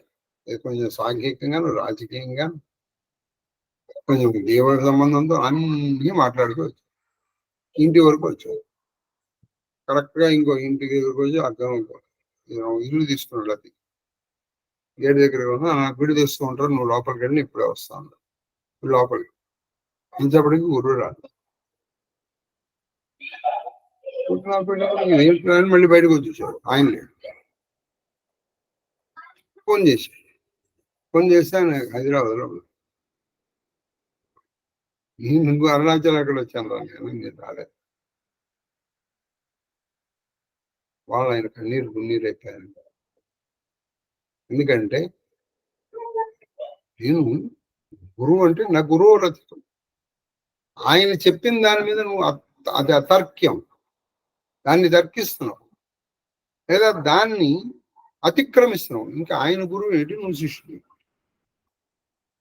ఈజ్ నో మోర్ ఏ గురువు, you are no more is శిష్య. అదంతా కుతకం, ఆర్టిఫిషియల్. నువ్వు చేయలేవా అయితే మాని అని చెప్పిన వాడు గురువు ఎందుకు వస్తాడు? చేసి తీరా. టీచర్ అన్నటువంటి వాడు స్పేర్ దొరవాడు స్పాయిల్. కొన్నిసార్లు నాకు డౌట్ వస్తుంది, నేను మిమ్మల్ని ఏమన్నా చెడగొట్టేస్తున్నాను. ఎందుకని? మిమ్మల్ని శిక్షణ పెట్టకుండా చేయడం వల్ల. ఖచ్చితంగా చేయాలి. ఒకసారి బెదిరించో బతిమాలో ఏదో ఒకటి. పిల్లవాడు అన్నాడు అనుకోండి, అని నేను చదువుకోను అని వాడు వెళ్ళిపోతాడు. మీరు తల్లికి వదిలేస్తారా? వదిలేం కదా. నేను ఎందుకు వదిలేస్తున్నాను? ఫస్ట్ సండే మనం చదవాలి. ఎందుకు వదిలేసాను? కనీసం మీరు వచ్చిన రాకపోయినా నేను వెళ్ళిపోవాలి. మీరు రావట్లేదని నేను ఎందుకు వెళ్ళిపోతున్నాను? అందుకే ఈ జూమ్ ఫస్ట్ సండే నేను చేస్తున్నాను. మీరు రండి, నేనైతే గ్రూప్ లో మెసేజ్ పెట్టేస్తాను. ఎవరైనా మీ అందరూ ఎవరు మా ఇంట్లో చేయమంటే చేస్తాను. ఎవరింట్లో చేయలేదు నేను మా ఇంట్లో మాత్రం పెట్టేసి వచ్చిన వాళ్ళతో చేస్తాను. అది చేయడం మాత్రం కాదు. ఇక నుంచి ఇక్కడ నేనన్నా సంస్కరించుకోవాలి కదా. మిమ్మల్ని ఎలాగో సంస్కరించలేకపోతే నన్ను నేనన్నా సంస్కరించుకోవాలి. కాబట్టి ఆ శిక్షణ పోతా. శిక్ష మళ్ళీ పొందినటువంటి ఏమనుకోండి, బంగారం ఉందనుకోండి, బాగా పుటం పెడితే అది మంచి వన్ వస్తుంది. నువ్వు పుటం పెట్టలేదు, వన్ ఎందుకు వస్తుంది? కరెక్ట్ గా మీ అందరూ ఇప్పుడు నా పరిస్థితులు ఏం జరుగుతుందంటే పుట్టము పట్టని బంగారము లాగా తయారు. కారణం మిమ్మల్ని నేను I'm not dictating the terms and conditions. In other words, I am not training you people properly. కాబట్టి అది పరిశోధన చేసి నేను పరిశోధుడితుడు అయిపోయాడు. అంటే ఇప్పుడు ఈయన శుద్ధం చేయబడ్డాడు. ఈయన అందుకని ఆకాశ గంగలో స్నానము చేసేంత అదృష్టం ఈయనకి పట్టాలి కదండి. ఆకాశ గంగలో స్నానం చేసి అదృష్టం పట్టాలి మామూలు. కాబట్టి అటువంటి వాడిని పర్వాలేదు రారా, ఈ పర్వాలేదనే మాటే తెలుస్తుంది. నథింగ్ నువ్వు చేసేది, నువ్వు చేయలేదు మానేసే, ఆ జీవుని వదిలేసే. కాబట్టి అసలు ఇచ్చేటప్పుడు ముందర చూసుకోవాలి, 1-2 సార్లు ఆలోచించుకోవాలి. సరే తొందరపడు, అది రాదని చేయాలి.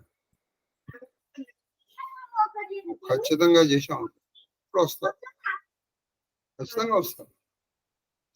విచిత్రం చెప్తాను, కనీసం వీళ్ళు పౌర్ణమికి వచ్చానా చండీపారాయణ చేస్తూ ఉంటారు. ఇప్పుడు సరే ఎలాగో దీక్షాతులు మా దగ్గర నా దగ్గర ఉంటున్నారు. దీక్ష కాకుండా ఒక ఇద్దరు మాత్రమే రెగ్యులర్ గా వస్తున్నారు. ఒకటి మన డొక్క పద్మావతి, 2 కల్లూరి మహాలక్ష్మి. ఇంతమందికైనా నేను చండీ చెప్పింది. కనీసం పౌర్ణం కన్నా వస్తున్నారు వీళ్ళు. కొన్ని ఇంట్లో ఉన్న వీళ్ళు చేసుకుంటున్నారో లేదో కనీసం ఇన్ఫర్మేషన్ గురువు గారికి, అయ్యా నేను ఇవాళ రాలేకపోతున్నాను కనీసం ఇంట్లో చేసుకుంటానండి, అది కూడా లేదు.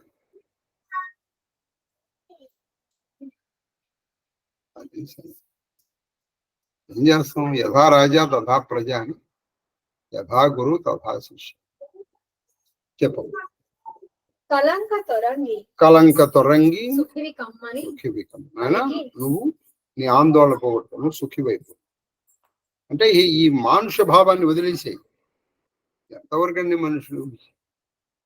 వాడు ఎవడు చెప్పినట్టు ఎవరు తల్లి ఎవరు చెల్లి ఎవరు ఎంతవరకు అనుకుంటారు? ఏది ఈ శరీరం ఉంటుంది. ఒక్కసారి ఇందులోంచి గాలిపోయిందంటే ఎవడు తండ్రి ఎవడు తల్లి ఎవడు ఎవరికి అయిపోయింది. కాబట్టి నువ్వు మావాడు అనుకుంటున్నావు, ఇక సుఖి అయిపోయినా. అందుకే ఇప్పుడు ఇందులో ఈ మానుష భావాన్ని తీసేయాలి, ఆఖరిది అనమాట. అందుకనే ఆకాశంగా వెళ్ళిపోయాడు. ఆకాశంకి వెళ్ళిపోయితే ఇంకా మనుష్య భావం పోయింది. ఎందుకని ఆయనకి సహజ మరణం లేదు, సహజ మరణం లేదు. ఆ మనుష్య భావం పోవాలి. చెప్పు. రాజులకు అవశ్యమును నరకంబు సూచట కలనైనా ఇంద్రుడు నీకు ఎందుకు పంపించంటే రాజులు అవశ్యము, రాజ్యాంతే నరకం శుభం. ఇప్పుడు ప్రస్తుత పాలకులు వాక్చతురతతో ఇక్కడ తప్పించుకోవచ్చు, మీ మన్ననలు పొందొచ్చు, మరోసారి రాజ్యంలోకి రావచ్చు. కానీ నరకయాతన నుంచి మాత్రం తప్పించుకోలేరు. రాజ్యాంతే నరకం ధ్రువం. తర్వాత కావున ఆ తెరంగుకై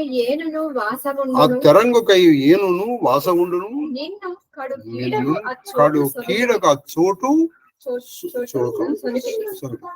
చూసారు. అందుకని రాజు ఖచ్చితంగా చూడాలి. కాబట్టి నేను వాసవుడు ఇంద్రుడు కూడా పరమ కష్టదాయకమైనటువంటి అదిగో ఆ నరకాన్ని నిన్ను పంపించు.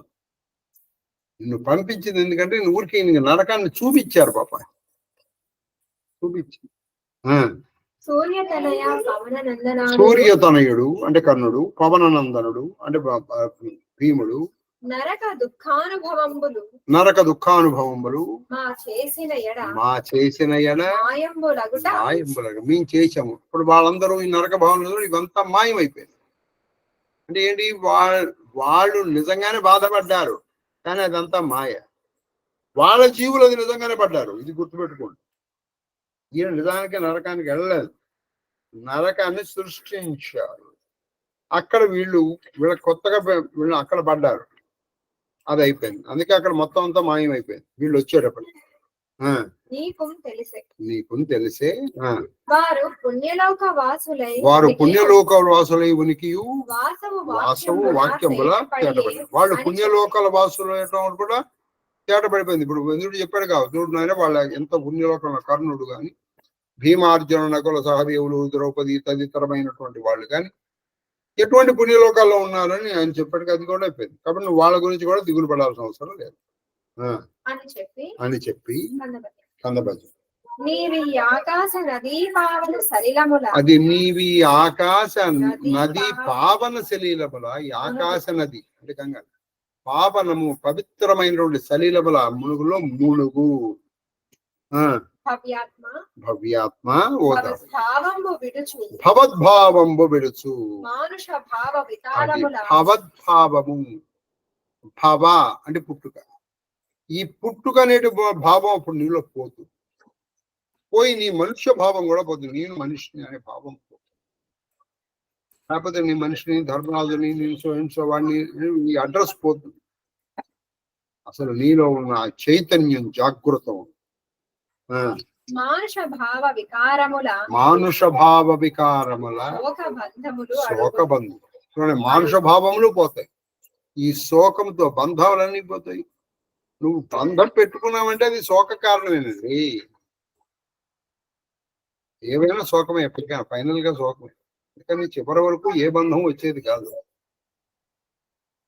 అది కొంచెం విడిపోయింది అనుకోండి, శోక కారణమే కదా అది. తర్వాత చంపకం ఎన్నోది 50. పరమ సుఖంబు చెంది పరమ సుఖంబు చెంది నువ్వు పరమ సుఖాన్ని పొందు. పరమ సుఖం అంటే మోక్షం, దాన్నే పరమ సుఖం అన్నారు. ఇంకోటి పొంది అతి భాస్వరులై విహరించు నీదు సోదరులకు కర్ణ ముఖ్యులను ముదం బెలసారగా చూచెదవు.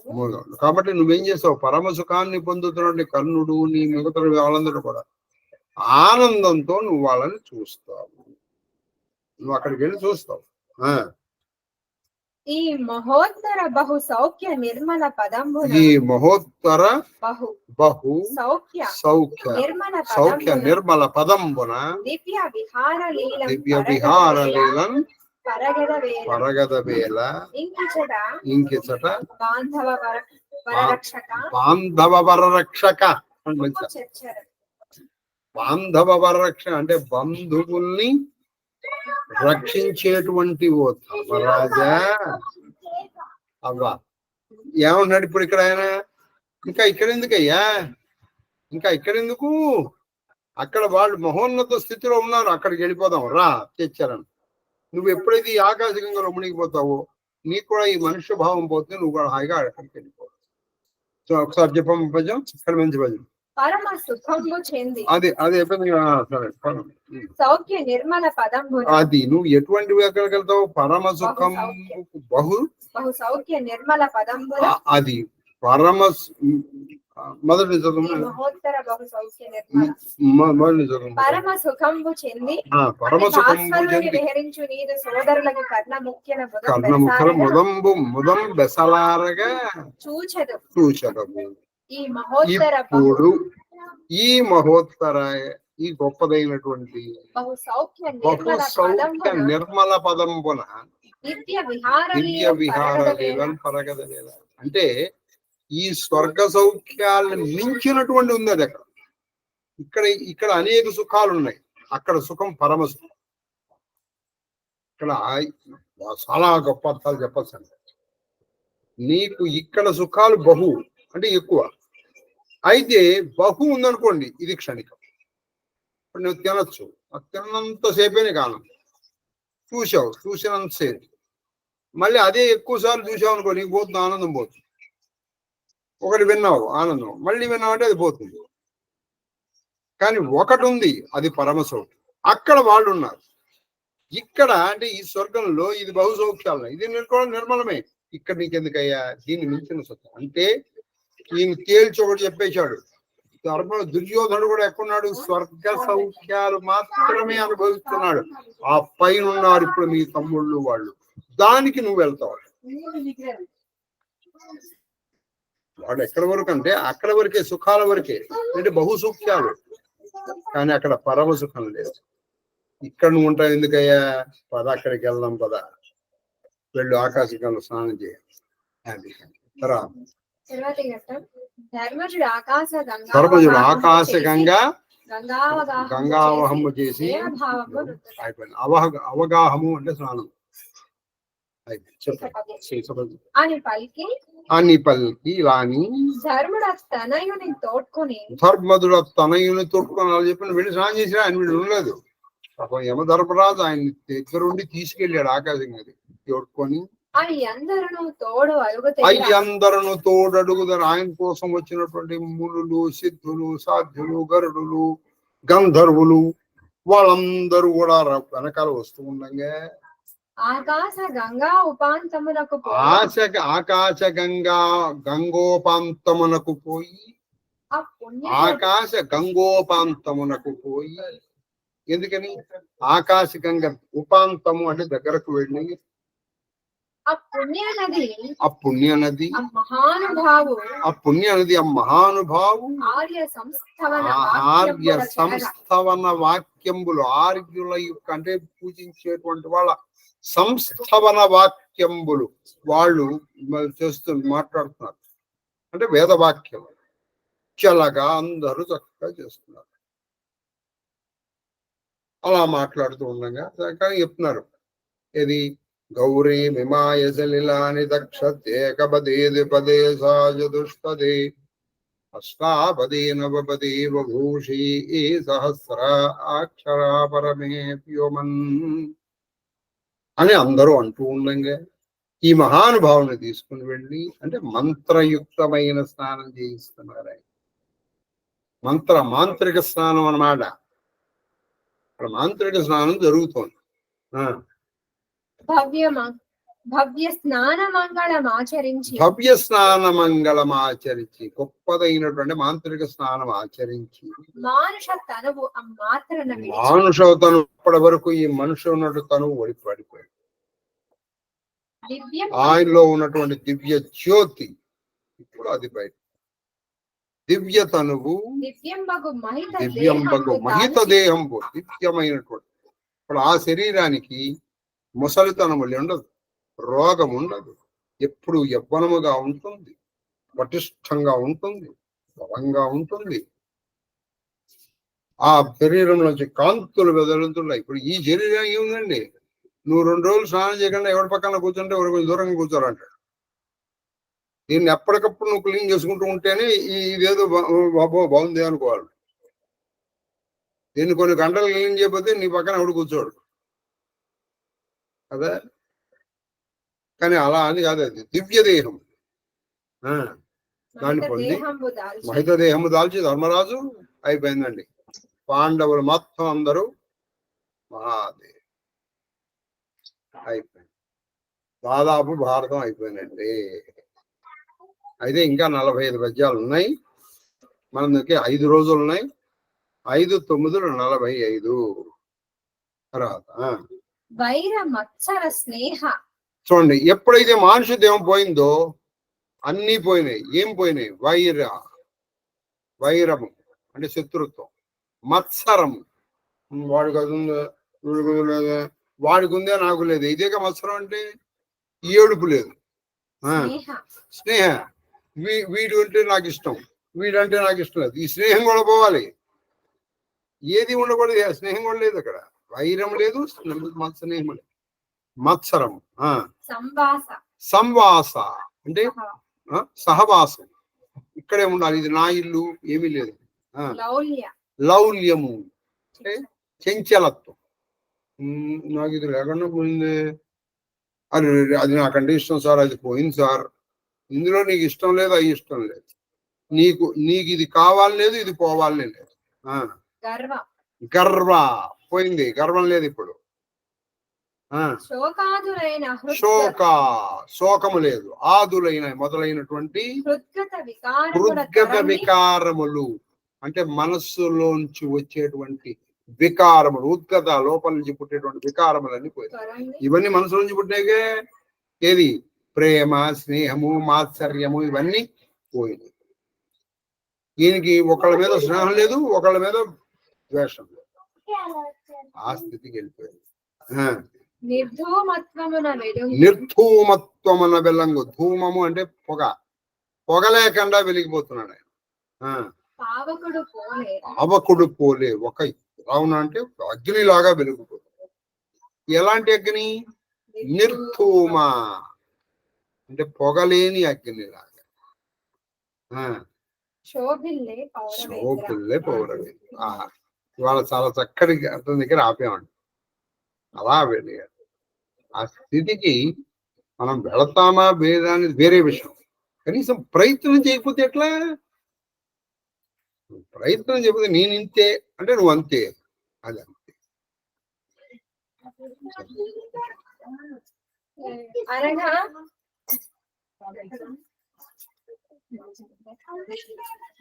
తలియాడు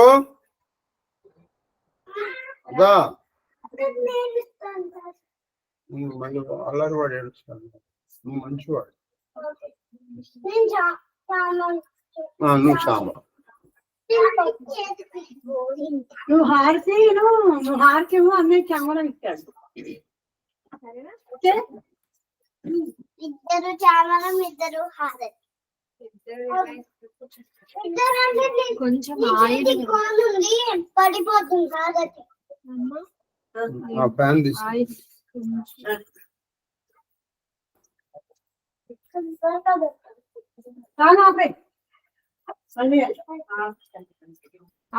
ధూపమాఘ్రాపయామి దీపం దర్శయామి. ధూపదీపానంతర శుద్ధాచమనీయం సమర్పయామి.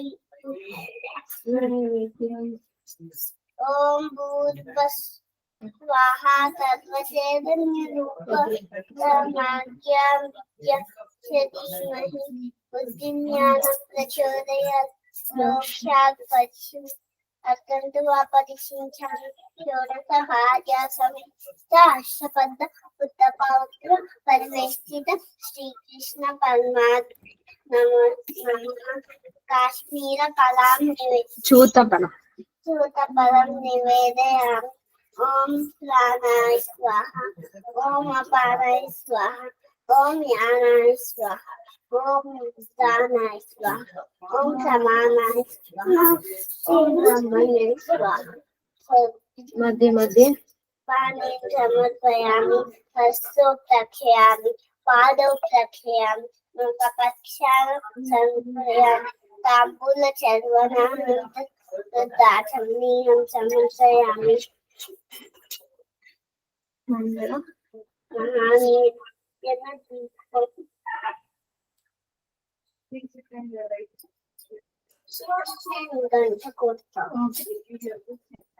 శ్రీకృష్ణ యదుభూషణ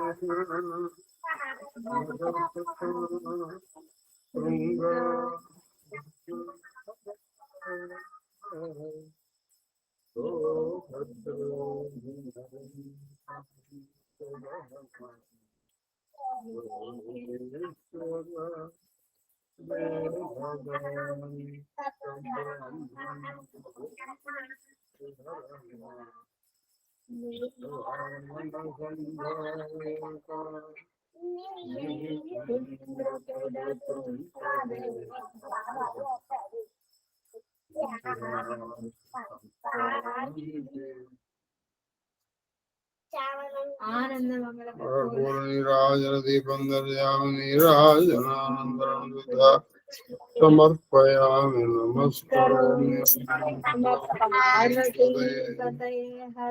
మహాదేవ హర శ్రీలికి శాలికి వసీలికి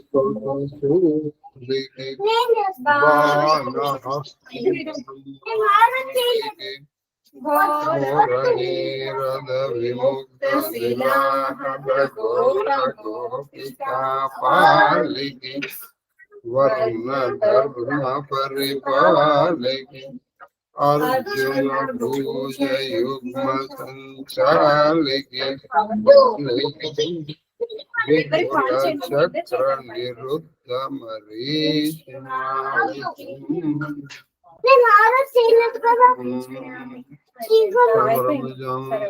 ప్రజాభ్య పరిపాలయంతాం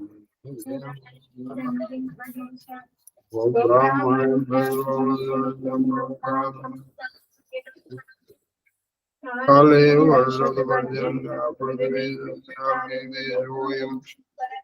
బ్రాహ్మణ పుత్ర పుత్ర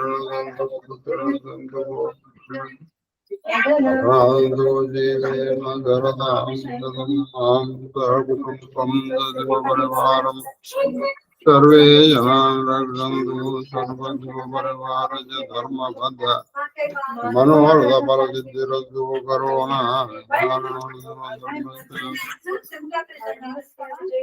सर्वं पुरवे महादेव महादेव महादेव. సుబ్రహ్మణ్యం పూర్ణ ఇంకా మనకి 45 పద్యాలు 5 రోజులు.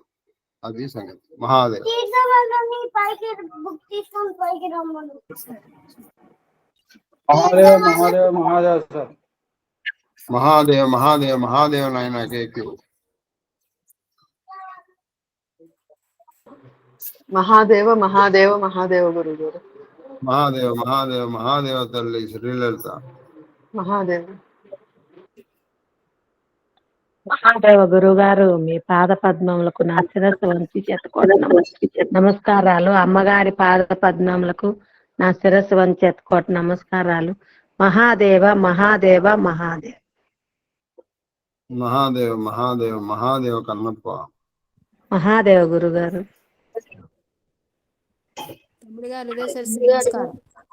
ఉమాకయ్యారు. మహాదేవ్ మహాదేవ్ మహాదేవ.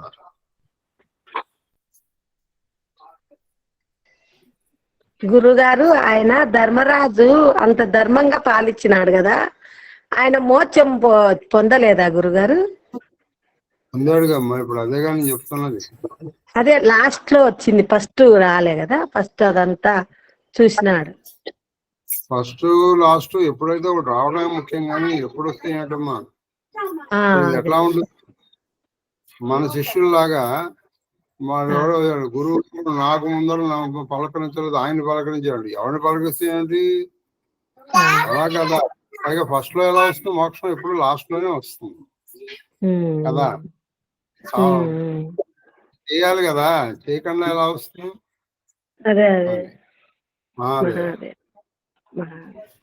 మహాదేవ గురుగారు. మహాదేవ్ మహాదేవ్ మహాదేవ తల్లి అక్కనాగమణి. మహాదేవ గురుగారు. మహాదేవ మహాదేవ మహాదేవ మహాదేవ్ మహాదేవ్ మహాదేవ్ హిమక్క. మహాదేవ గురుగారు.